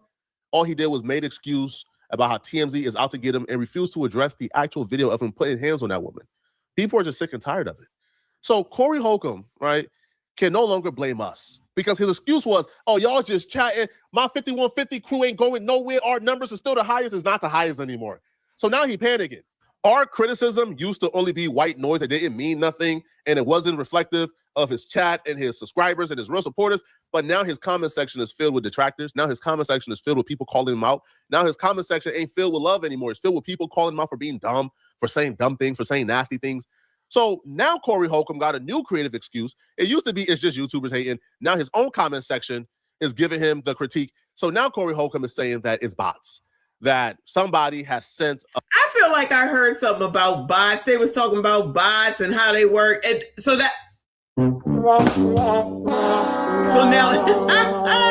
now it's bots. Shout out to Red Pill Crip in the building. I feel like I haven't seen you in forever.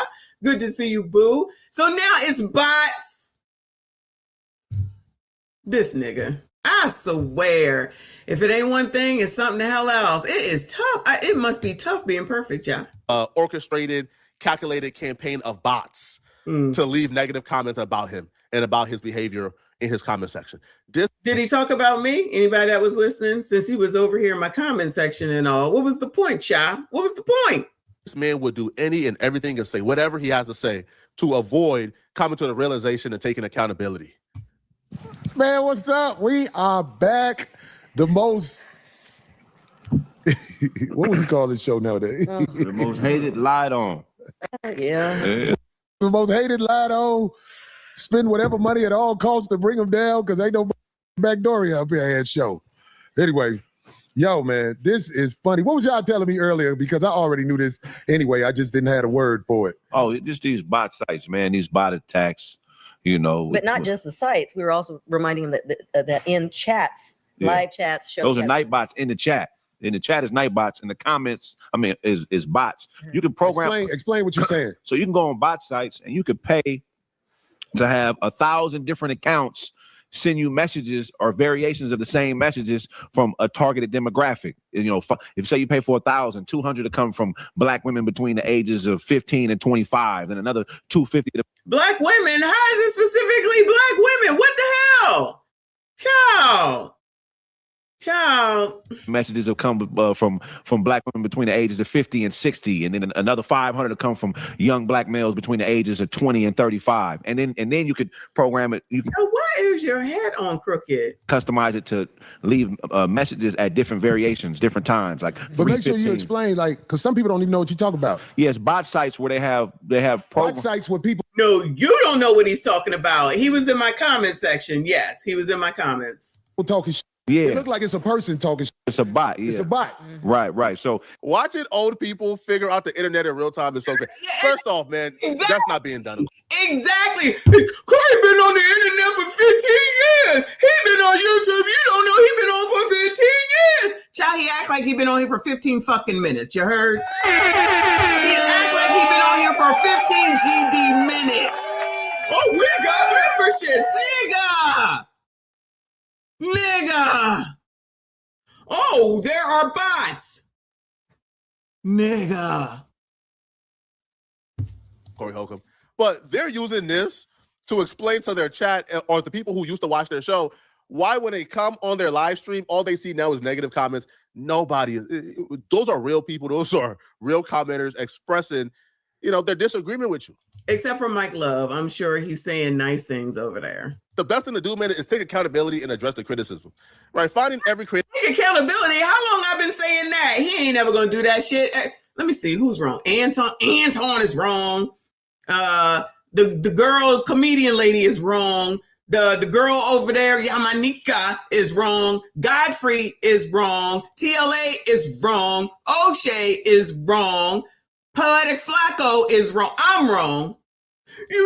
This the comment. You not gonna do nothing. Ain't gonna change nothing, nigga. What? You're this down bad that you're in my comment section, sir. You are this down bad. No shade against me, but I'm just saying. So you trying to tell me that I am the best thing that you got to be worried about over here on you damn too? Okay, child. Everybody back door. TMZ, Harvey Levin, child, whatever his name is. The black guy. Who else? Them peoples, because he's on the level of MLK. Michael Jackson and MLK, Malcolm X, trying to take him on up out of here. Okay. That's the type of time he's on while in my comment section. Child, you can't make this shit up. Niggas. Excuse in the book for why exactly your audience is turned on you is not wise, Cory, at all. Not one bit. Now, I disavow all bot use. I think is dumb. Anybody who use a bot just know it's illegal. YouTube frowned upon it. It's not going to end well for you. No matter what type of bot you use, it's not going to end well for you. Don't do it. But this is not the case regarding Cory Holcomb. No, TMZ exposed you. YouTubers cover you. Now your audience is watching these YouTubers and they're starting to find out things about you that they didn't know before. And now they're also turning on you because now they realize things, that they didn't know. That's just the natural progression of a villain arc on YouTube, bro. Embrace it, accept it, or take accountability and move on. And it'll, when they stick it on your page, it could have certain cue words. Anytime you say "ant," or anytime you say "that's funny," or anytime you say "backdooria," it'll leave a comment. You know what I'm saying? Mm-hmm. And it'll be variations. It'll be 50 variations of the same comment. You know what I'm saying? So when you start seeing them types of tirades, these blitzkriegs of certain types of messages, that's all bots and night bots and people. And you can set stuff up where you can use on your sites, right? You can set it up where you can avoid certain comments by hashtagging or making those particular words stand out. Like you could say, if any comment comes through that has this particular word in it, let's say, right? And it won't even allow it. And go ahead. And the idea is just to oversaturate somebody's timeline and messages to kind of try to take the wind out of the fan base. You know what I mean? To get people to believe in shit that ain't really for real. You know what I'm saying? So little fake it's a campaign. The only person taking a wind out of the fan base is Cory Holcomb. Yo, your audience came to y'all to listen to certain things. Listen to y'all tell jokes. Y'all talk about some game. Y'all give some advice. Talk about your personal stories. The audience came for this particular product. Ever since Cory Holcomb has gotten exposed, Cory Holcomb has transitioned this show into him trying to super explain, into him trying to make excuses, into these brain dead conspiracy theories, and the audience is sick of it. They're not there for that, bruh. The audience is there to hear about certain things, to hear about y'all talk about topics. But instead, they are treated to a 2-hour show of Cory Holcomb. Like, you're giving these brain dead conspiracies about how everybody on the internet is out to. Shout out to F Holiday. Yes, instead of talking about TLA, he should be going over there and getting that damn course. It's a mere $700. He can afford it, right? It's not that bad. Child, I bought both of them. Shout out to the mastermind gang. Shout out to all of y'all. Please make sure you hit the like button for me. Subscribe if you are new. Get him. How he's the biggest story on the internet, when in fact he's not even a top 500 trending topic online at all. No, this is a very niche thing. But Cory Holcomb don't realize this. All right. So Cory Holcomb and his inability to take accountability, his inability to move on, is what's taking the wind out of this show. Bots are not being used. It's just not happening, bro. All right.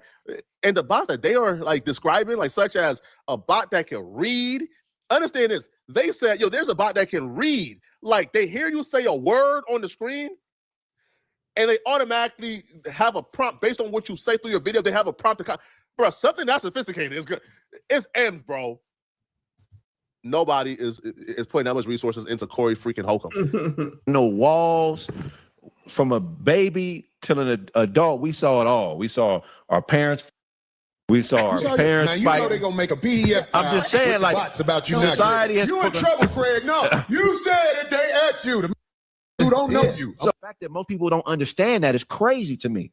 Well, if you're dealing with bots and Backdoria, how do you think the world is going to function in a way? Now, who is this person that keeps coming up on the screen? Is Flacco taking this from this dude or something? This is crazy. He always seems to come in there. Where we can be productive. Bots and Backdoria. Just think about it. Right. You're talking to a man, he might be a bot.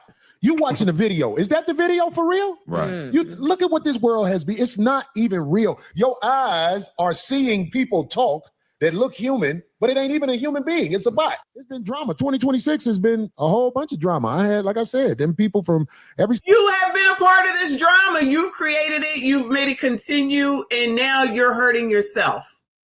Like, he tried to act like when he wasn't wearing that blue kimono thing where he was talking about, I'm losing gigs.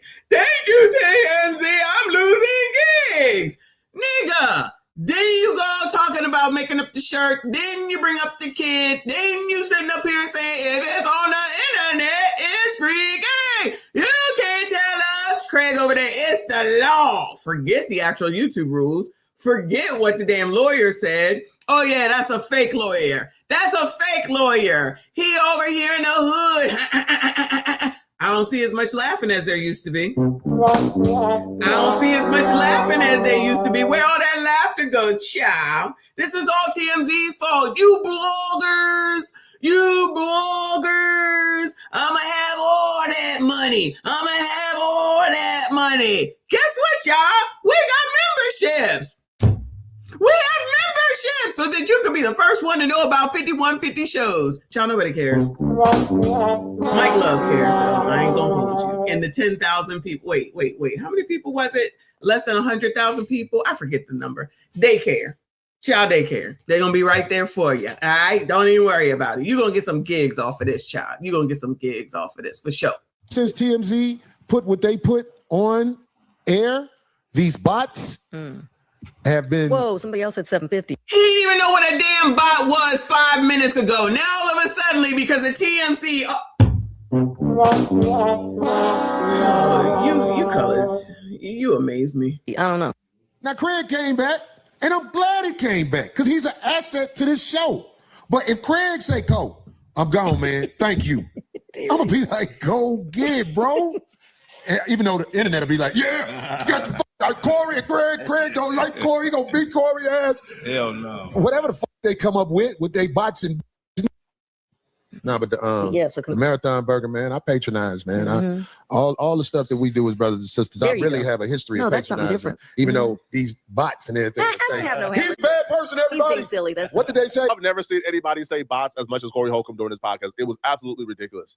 It's like Cory Holcomb discovered a word and they used it as much as possible. I swear to you, I was just about to say the same thing. Can I get a dime every time that man says damn bots? I will be rich. Now he done learned something new. Just like you learned about the internet. It's like having your grandparent learn in front of you while you're teaching them how to use the damn cell phone, child. It's insane.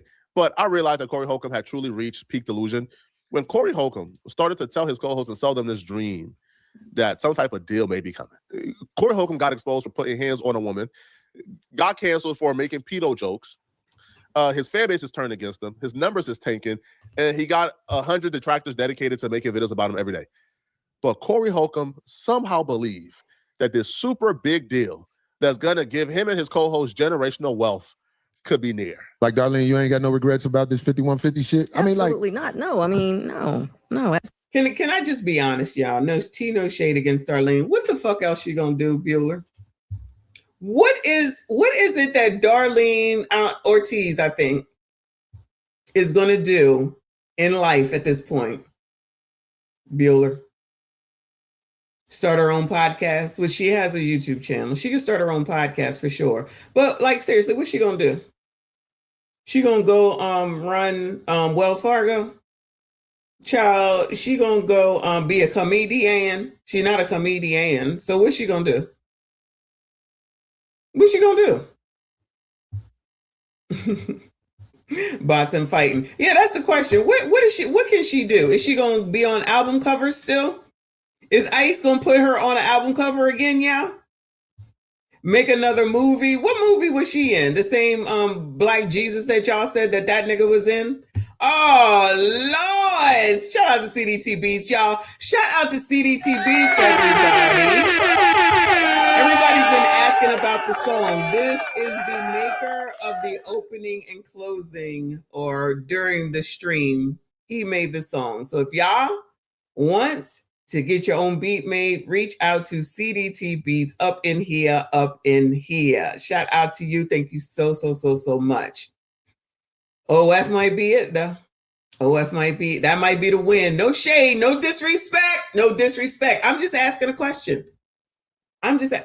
Child, Mike Nice said Passport Girl. Maybe. She was in Mo Better Blues. Who even remembers that movie? Wesley Snipes. And it was a dark movie. That's all I remember. I used to love Wesley Snipes. Stay on task. All right, come on. Y'all let me know what you think Darlene gonna do. I think OF for the win. Absolutely not. I think it's amazing. It's like stuff be falling and happening in my life that I cannot explain. Like, I'm like, what? Like, the only regret I have is I ain't found a way to turn this into something where everybody get a nice check every week. I mean, we do it on Tuesdays. You get what I'm saying? We don't try to turn it into. So what, they working for free? More than that. Now, I've heard about some of the things that happen when big media companies buy your podcast or business. Right. From what I understand, they are sweeping the internet of all your old shit. I don't know. Right. I don't know this for a fact. Right. But if I was to sell this, it would have to be enough money where all of the people that I fuck with, I could be like, look, we're going to sell it. I'm going to give you this. You know what I'm saying? Where everybody could be like, cool. You know what I'm saying? If not. Can I say something before he finishes? I'm sorry to interrupt, okay? Listening to him right now, seeing his demeanor. Now, this is just a clip because I don't watch the show, right? I didn't watch it before, but I watched it after Hysteria just to keep up with the shit, but I'm not watching it anymore. I just wait for Flacco, right? He's sounding a lot less bravado-ish, if that's a word. He's sounding defeated.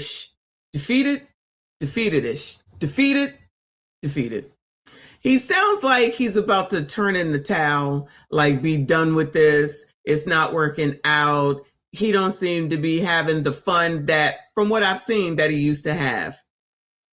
You understand what I'm saying? I just like when he was out here doing the, oh my God. I know you. Prime for the win. Prime for the win. Okay. because now that you said that, he could do it. And if there was, like, I don't know if people buy channels. I know you can buy channels on Instagram, so I'm assuming that you could buy channels on YouTube if people want to sell it, right?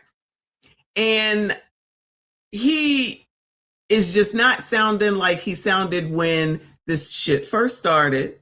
He not sounding like when he says, CRSMD again, CRSMD again. I don't hear none of that. I don't hear the bravado when he brought out that first shirt. I don't hear the bravado when he was putting up the baby and the mama. I don't hear none of that no more. It's like going lower and lower and lower and lower. Okay. Shout out to RLV. She's like, yes, you can sell your channel. Just imagine if he tried to sell the channel, and then Antoine came in on the low and then came through and announced that he bought the channel and kicked Cory off of YouTube. The internet, this sector, let me do it right. This sector of YouTube would explode, and all the people that's hating now would really be upset. Okay, yeah. That's what it seems like to me. That's what it seems like to me. Like he's just defeated. Not 50. 5150 bag chaser. All right, DRX might have stole the win. DRX might have stole the win away. Oh my God, that's hilarious. Anyway, Whoopi Goldberg just lost her ish because old girl just checked Sunny on The View today.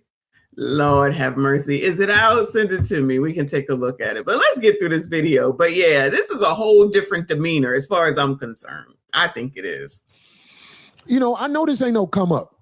This ain't no come up, but that's the only thing I hate. I can't give my people no big money. Yeah. That's the only regret. But it's coming because no matter what, especially after what has been happening lately, you have to see the strength of what we do because we were attacked and still are being attacked by a very powerful media company. A very powerful media company. And it's all about to come out. And I really asked myself, why did they come after us like this? Man. I asked myself, but I know that there's something that I have proof of, and maybe they're worried about the proof of that. So they have to make it seem like Cory's a bad person. But I think the big prize is coming, guys. So y'all hang in there. I ain't got no regrets with this 5150 shit. Darlene and Craig, you better not be expecting that big money to come. You better not be expecting Cory to get that big deal, man. Are you crazy? Are you crazy? Now, I'm sure Cory Holcomb can go somewhere and get, I don't know, like a little BS deal. Well, like $100,000 for the entire IP, right? Split up like $25,000 a piece. And then, you know, right? Like probably that. But big podcast deal, we're talking about with Joe Rogan, Shannon Sharp. Or heck, even if it says what Rory and Maul got, $10 million. That $10 million ain't coming, bro. It's not coming, bro. Not in the middle of you being exposed and canceled for the things you're being exposed and canceled for. Not in the middle of your numbers tanking. Not in the middle of co-hosts may not even be here next week. Do not, Craig and Darlene, stay on this podcast because you are under the assumption you're about to get a couple $1 million. It's not happening, bro. That big deal is not coming. And Cory Holcomb is delusional for thinking it's coming. You got to make some serious changes for that big deal to come, bro. Let me know in the comment section, what do you guys think, man? And I think that if that's what he thinks, he's delusional AF. Ain't nobody coming from a sinking ship where your numbers was up here and now it's down here. And now you're trying to blame bots because you just learned that word today? Sir. And you still got to deal with the look of that video.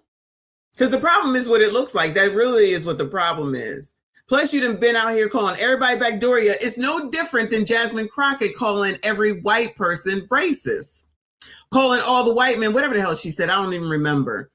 The other lady from TikTok talking about small D's. Like, y'all just come out here with insults and then you want those same people that you insult to come and support your ass. And when they don't, you want to try to sit up here and say that it's racism. No, y'all is just crazy. Y'all don't think ahead. Y'all don't think down the line. Y'all don't think long term. And you think everybody's supposed to owe their allegiance to you. And it's never gonna happen. Never. Red Pill said he's at a turning point where he has to accept the new way of social media and internet and evolve or be content with his grassroots Def Comedy Jam audience. I agree. That is true. Child, the way he's acting and the way that he's insulting everybody, I just don't see how that's going to happen. And he's definitely not, he definitely burning bridges. He's not getting a deal like what Shannon Sharp had, and he fucked it up. Shannon Sharp fucked up his deal over that little OF girl, okay, where it was consensual, mind you. All right. Cory now has to not only contend with that video with what it showed with that lady, the comedian lady, but then all these rehashed up jokes that are in his own name. And then along with Flacco bringing up him allegedly supporting R. Kelly and trying to get him free. None of that sound good. And then everything that he said about women, right? And then what he said about his own kid, his baby moms, his wife allegedly. Forget all that. The bots are the problem. The bots are the problem. All right, y'all. Shout out to 3 a.m. Thought Club for the membership. I appreciate you, boo. Shout out to whoever got that membership. Please make sure you thank 3 a.m. for the membership. Thank you so much, hon. Shout out to all the channel members. I see you. I appreciate you. So I have the video from what Lawrence was speaking about. Shout out to Flacco. Shout out to Poetic Flacco. Appreciate you. Back over to the Rubin report where it says, watch the views Whoopi Goldberg's face when conservative puts her in her place. Now, Elizabeth Hasselbeck is who they're talking about. And she used to be on The View. When I used to watch The View, I watched it when Elizabeth Hasselbeck was on. I forget why. Was she on a soap opera? I forget the reason why I used to watch it. But anyway, it was many, many moons ago. Then she ended up having to leave because, lo and behold, she got married to, I think her husband's a football player or baseball player or something. And so she had to go be a housewife. Oh, Lord have mercy. Never that. All right. So let's see what happened. They used to argue all the time. That's why I'm like, are these other people on here really conservative? Because Elizabeth didn't back down for shit. Elizabeth Hasselbeck did not back down for shit when she was on here. Be there in. Watch them start fumbling. Secretary of War Pete Hegseth has said that this is now the time for the Iranian people to stand and do what they need to do. And when when you look at what women looked like and were treated like, we have a before and after, before this regime and after. This is before, and here's after. And right now, these women have hope. 47 million women have hope. Women, people who are gay are not being thrown off buildings. Women will not be mutilated and murdered. And I think there's such hope, and it takes strength to find peace. And America should be first at that always. Well, here's the thing, though. I remember, and I hope you're right. I hope for the sake of the Iranian people and for the sake of the world. Now, these feminists should be all for the freedom of women, right? Just like I said, child, these people just be talking just to cause chaos. They only thinking about the fact that they can't stand Donald Trump. That's it. So again, not well versed in all of this, but if the Iranians are happy, which I've seen a little bit of both, and these women are free, and all these biatches care about women, they feminists and women power, and we can do the same thing as a man can do, and you're not gonna tell me and all that, then they should be for it, right? Child, not when Donald Trump is involved. Child, not when Donald Trump is involved, because when he's involved, everything goes south, goes west, however you want to look at it. Because Trump bad. Trump bad. Again! Because Trump bad. Trump bad. Going, you're being a racist. Racist! Which is why sitting there listening to Jasmine Crockett just talk about Donald Trump all the time don't do nobody no good. But child, whatever. Secretary of War Pete Hegseth has said that this is now the time for the Iranian people to stand and do what they need to do. And when you look at what women looked like and were treated like, we have a before and after, before this regime and after. This is before, and here's after. And right now, these women have hope. 47 million women have hope. Women, people who are gay are not being thrown off buildings. women will not be mutilated and murdered. And I think there's such hope, and it takes strength to find peace, and America should be first at that always. Well, here's the thing, though. I remember, and I hope you're right. I hope for the sake of the Iranian people and for the sake of the world, for America's sake, I hope you're right. Yeah, well, good. Bring Elizabeth Hasselbeck back. She's a real conservative, and it would actually be a conservative view. Hold on, let me find this other video. I know that you said there was something else, but child, don't nobody want to come back to this mess. Did you say you sent another video? All right. Maybe I was wrong, but she don't want to come back to this. Why would she want to come back to this? For what? So she can argue? Who in the hell want to argue all day with these crows? Please. Love Lively Cuts. Thank you so much for becoming a member. I appreciate your support. Always here up in this daggone chat. Thank you so much. Thank you for your support. Thank you so much for always being here. Again, shout out to all the channel members. I see you. I appreciate you. You guys have been awesome sauce today.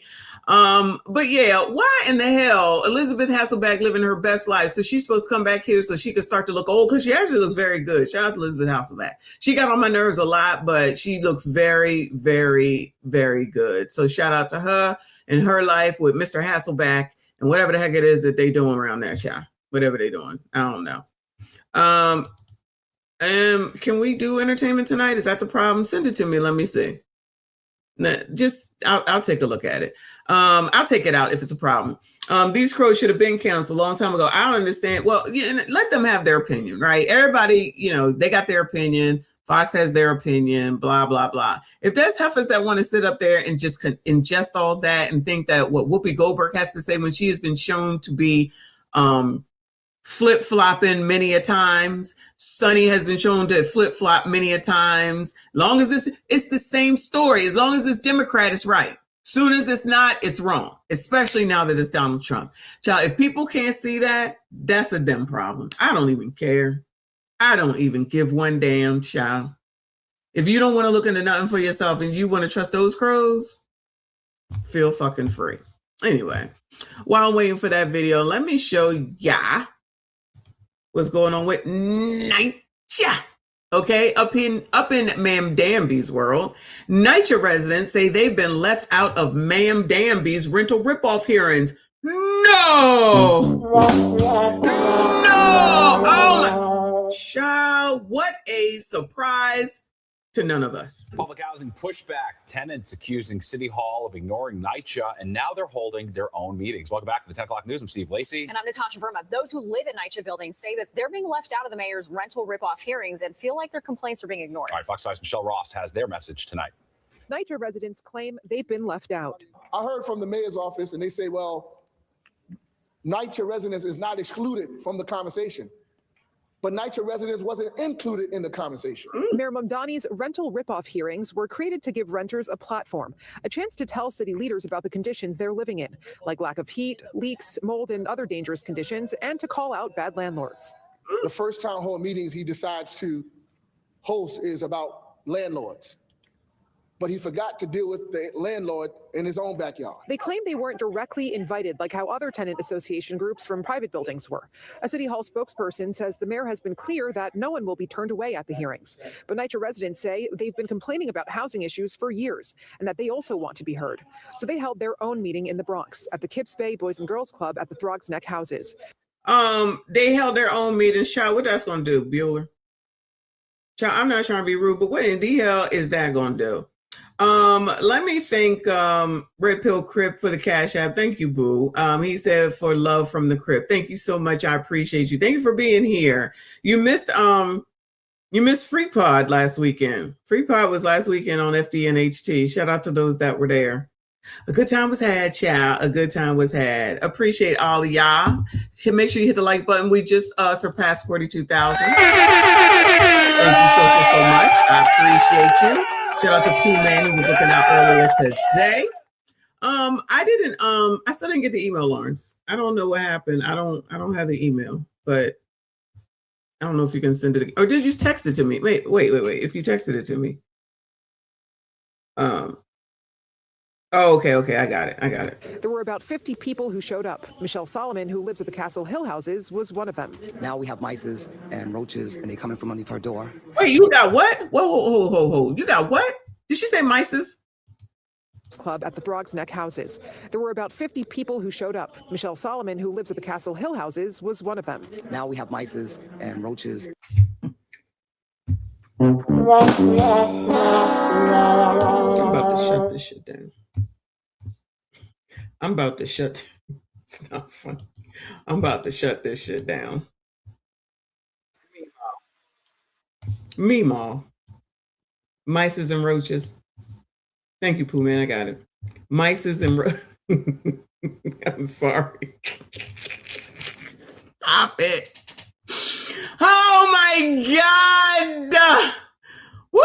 Lord help your people. All right. Let me let this finish, child. If somebody, let me get this picture. Hold on. I know it's ghetto. I know. Hold on. Let me get this screenshot. It's always a good screenshot, y'all. All right. Come on, Mimo. Child. And they coming from underneath her door. I can't live like that. You know, they're all over my clothes. Residents say the problems in public housing are some of the worst in the city, and they wanted a seat at the table. Most of the tenants have tickets that was made for complaints since 2019. I've had enough. Are you? Oh my God.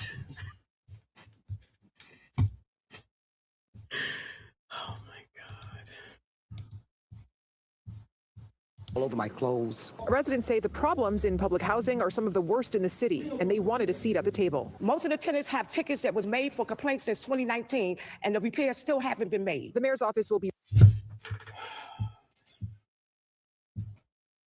What do y'all want from me? Do you want me to be serious right now when you're trying to tell me it is 2026?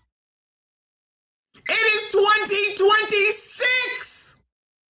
And you waiting for an open ticket from 20... Take me to the key. And you worry, and you think, I just be like, why do y'all want to live in New York so bad? I know it's a wonderful city. It was for me. I've had great times there. I love New York prior to 2020. But 2019, and y'all really thought that Ma'am Danby was coming up in this bitch and miraculously resolve and solve all these problems in a matter of 15 minutes. He won't be able to do it in 4 years. He will not be able to do it in 4 years. And y'all voted for this. Child, instead of voting for that nigga, you should have moved in 7 years. You should have moved. But please do understand that these buildings are basically Section 8 public housing. So it's either low rent or they getting part of it paid. So you're telling me that it makes more sense to live in and deal with mice and mice's roaches and whatever else, just so that somebody can pay your shit and give you something for free. How many times have I said this? Shout out to the regular degulars. How many times have I said this? If you are dependent upon someone else to take care of you, then you are beholden to their rules. You are beholden to their rules and whatever they say. And if you think that Ma'am Danby and his league of whoever the hell he got time to go through every single landlord, come through every single NYCHA building, come through and make sure, even if he does, and he got to take them to court, you know how many more years that might be, because there's so much going on. This is why this is a great place to be a slumlord. This is why it's a great place to be a slumlord, because ain't nothing going to change no time soon. Ain't nobody going to get nothing done no time soon. It's going to be one at a time, at a time, at a time. And Ma'am Danby going to have more important things to worry about, like that child care that he got going on. Them bus stops that he's supposed to be getting for the free. He's still trying to figure out where he's going to get the money from. And y'all thought, see, this is what I'm talking about. No thought process. Where does money going to come from? How the hell are you supposed to take care of me? Child, y'all be better off going on Kendra Gilliam's show and trying to find a 6-figure nigga over there. Y'all thought Ma'am Danby was your 6-figure nigga? Is that what y'all thought? And he was going to come do something about the mices and the roaches? And he was going to make sure that the plumbing works, nothing is leaking, the elevators work, the disabled people are taken care of? That's what y'all thought? Y'all thought he was going to get to that open order from 2019 immediately? Is that what you think? Red Pill said people would rather live free with a leash than have liberation with a little hard work. That's crazy talk right there. Red Pill, that is crazy talk right there. Wow. Wow. This is the same as Baltimore. Moore. You get what you pay for. Child, we are going to have a good 2026, y'all. You get what you pay for. Okay? I'm sorry. Rephrase, my bad. You get what you voted for. And this is what y'all gonna get. And you can't blame white supremacy, discrimination, nor racism, because I'm gonna go out on a limb. I could be wrong, but I'm gonna go out on a limb and I could be wrong. Allegedly, who's gonna be the most affected? Because you already know that Black people are disproportionately affected. So you don't think that's what's about to be the case? That Black people will not be disproportionately affected? And then Ma'am Danby then hired a racist white woman to be in charge of y'all's housing. And then got a racist Black woman that's in charge of y'all police. Damn, he doing a good job. Damn, he's doing a good job. This is what happens when you just listen to people that don't have your best interest at heart. Thank you, Mike Love. Messy, please show grandma in the white outfit again. Here we go. Let me rewind it a little bit so she can make the entrance. Shout out to Meemaw and Mawr. Mices and roaches, and they coming from underneath her door. Oh, let me go back to At the mices. Throgs Neck houses. There were about 50 people who showed up. Michelle Solomon, who lives at the Castle Hill houses, was one of them. Now we have mices and roaches, and they coming from underneath her door. I can't live like that. They're all over my clothes. Residents say the problems in public housing are some of the worst in the city, and they wanted a seat at the table. Most of the tenants have tickets that was made for complaint. I gotta get a picture. Hold on. Francis Garcia. Garcia? What, you married into that name, child? Come on, Meemaw. What you got to say? Come on. Her door. I can't live like that. They're all over my clothes. Residents say the problems in public housing are some of the worst in the city, and they wanted a seat at the table. Most of the tenants have tickets that was made for complaints since 2019, and the repairs still haven't been made. The mayor's office will be rolling out more engagement opportunities specifically focused on NYCHA. But in the meantime, NYCHA residents are welcome to RSVP for the next hearing. And the organizers will be holding... Oh, look at that. They get to RSVP for the next hearing, yeah? This meeting in every borough across the city to gather information from NYCHA tenants. The next one is in Harlem on Thursday. Reporting in Throgs Neck, Michelle Ross, Fox 5 News.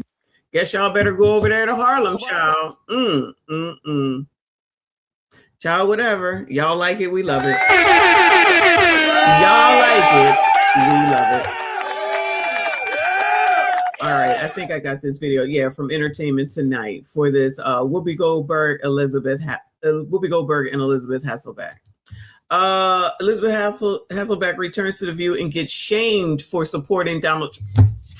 Child, who else would she be on here supporting? She's a freaking conservative, child. I can't do it. Our friend, former co-host, all-around great gal, Elizabeth Hasselbeck. It's Hasselbeck. It's Hasselbeck. I'm so thankful to be here with you all. This is really a gift. But we go way back. Yes. We go way back. Elizabeth Hasselbeck returning to The View for a guest hosting stint 13 years after walking away from her full-time role at the Hot Topics table. And I think the important thing about The View is that it does truly, and I say this because I watched it before being a part of it. I was a viewer before being on The View.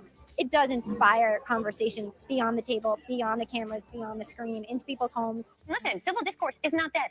We might have differences of opinions, but we love each other. And we're so... They don't love you, girl, but that's nice. It might get a little spicy at times, but we do not hate each other. We love each other, and we have the freedom to do it, and it is important to remind everybody that we love that. And within 10 minutes, Elizabeth's prediction came true as the panel dug into America going to war with Iran. I think people that voted for Trump, I was not one of them. I think you were. Those people wanted America I proudly first. voted for Trump Yes, you because did. the alternative was not Yes, great, and yeah, we would yes, you did. absolutely be under the wrong power if the alternative. let me just finish. I'm going to stop everybody. Sometimes it gets a little heated, or sometimes it can get very heated. And then we're talking about, the best vibrator to use. I mean, that's the kind of show it is, Elizabeth is filling in all. Did y'all need to know the best vibrator to use as recommended by Whoopi Goldberg? Child. I'm just saying they offering great information over there on The View, child. Shout out to Mike Love. He says, thank you, boo. He said, I was shocked you just went past that. Right? Because I was too busy sounding off about 2019. That caught me off guard more than that damn outfit. That'll probably be the thumbnail, though. Thank you so much, boo. I appreciate you. A week, while the show's current conservative voice, Alyssa Farah-Griffin, is out on maternity leave. Oh, so is she gonna be there a while? It might be worth taking a look at, yeah? For the young people watching, it's important to see that you can have, and we've said it before, we can hold our positions in one hand and each other's hands in the other, and be able to just live as Americans with the freedom that we have, and speak our hearts and minds. And so we get to do that all week. Oh, all right. All right, so it might be interesting because I didn't realize that woman was really a conservative, meaning Farrah Fawcett, whatever her name is, that's on maternity leave. I didn't even know one of them heifers was pregnant.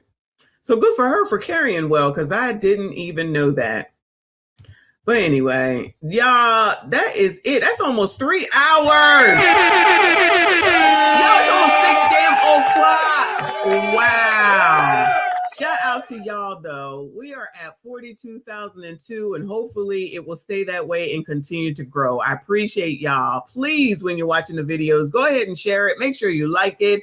Make sure you are subscribed. Like Izzy Band says, tell a friend to tell a friend. I love that. Shout out to Izzy. Shout out to everyone that donated. Mike Love is still the stream sponsor for the day with 30 memberships. Thank you so much. This is only my second one, child. That's enough. My second live stream of the day, and just in time. I just had food delivered, so I'm going to go pick it up. All right. I'll be in the streets tonight to see who's on, what's going on, and be back with another live stream tomorrow, probably for lunch. Definitely for lunch, because I got time. All right. So y'all make sure you turn on notifications. Be there, be square. I appreciate y'all. I see you all in the next one.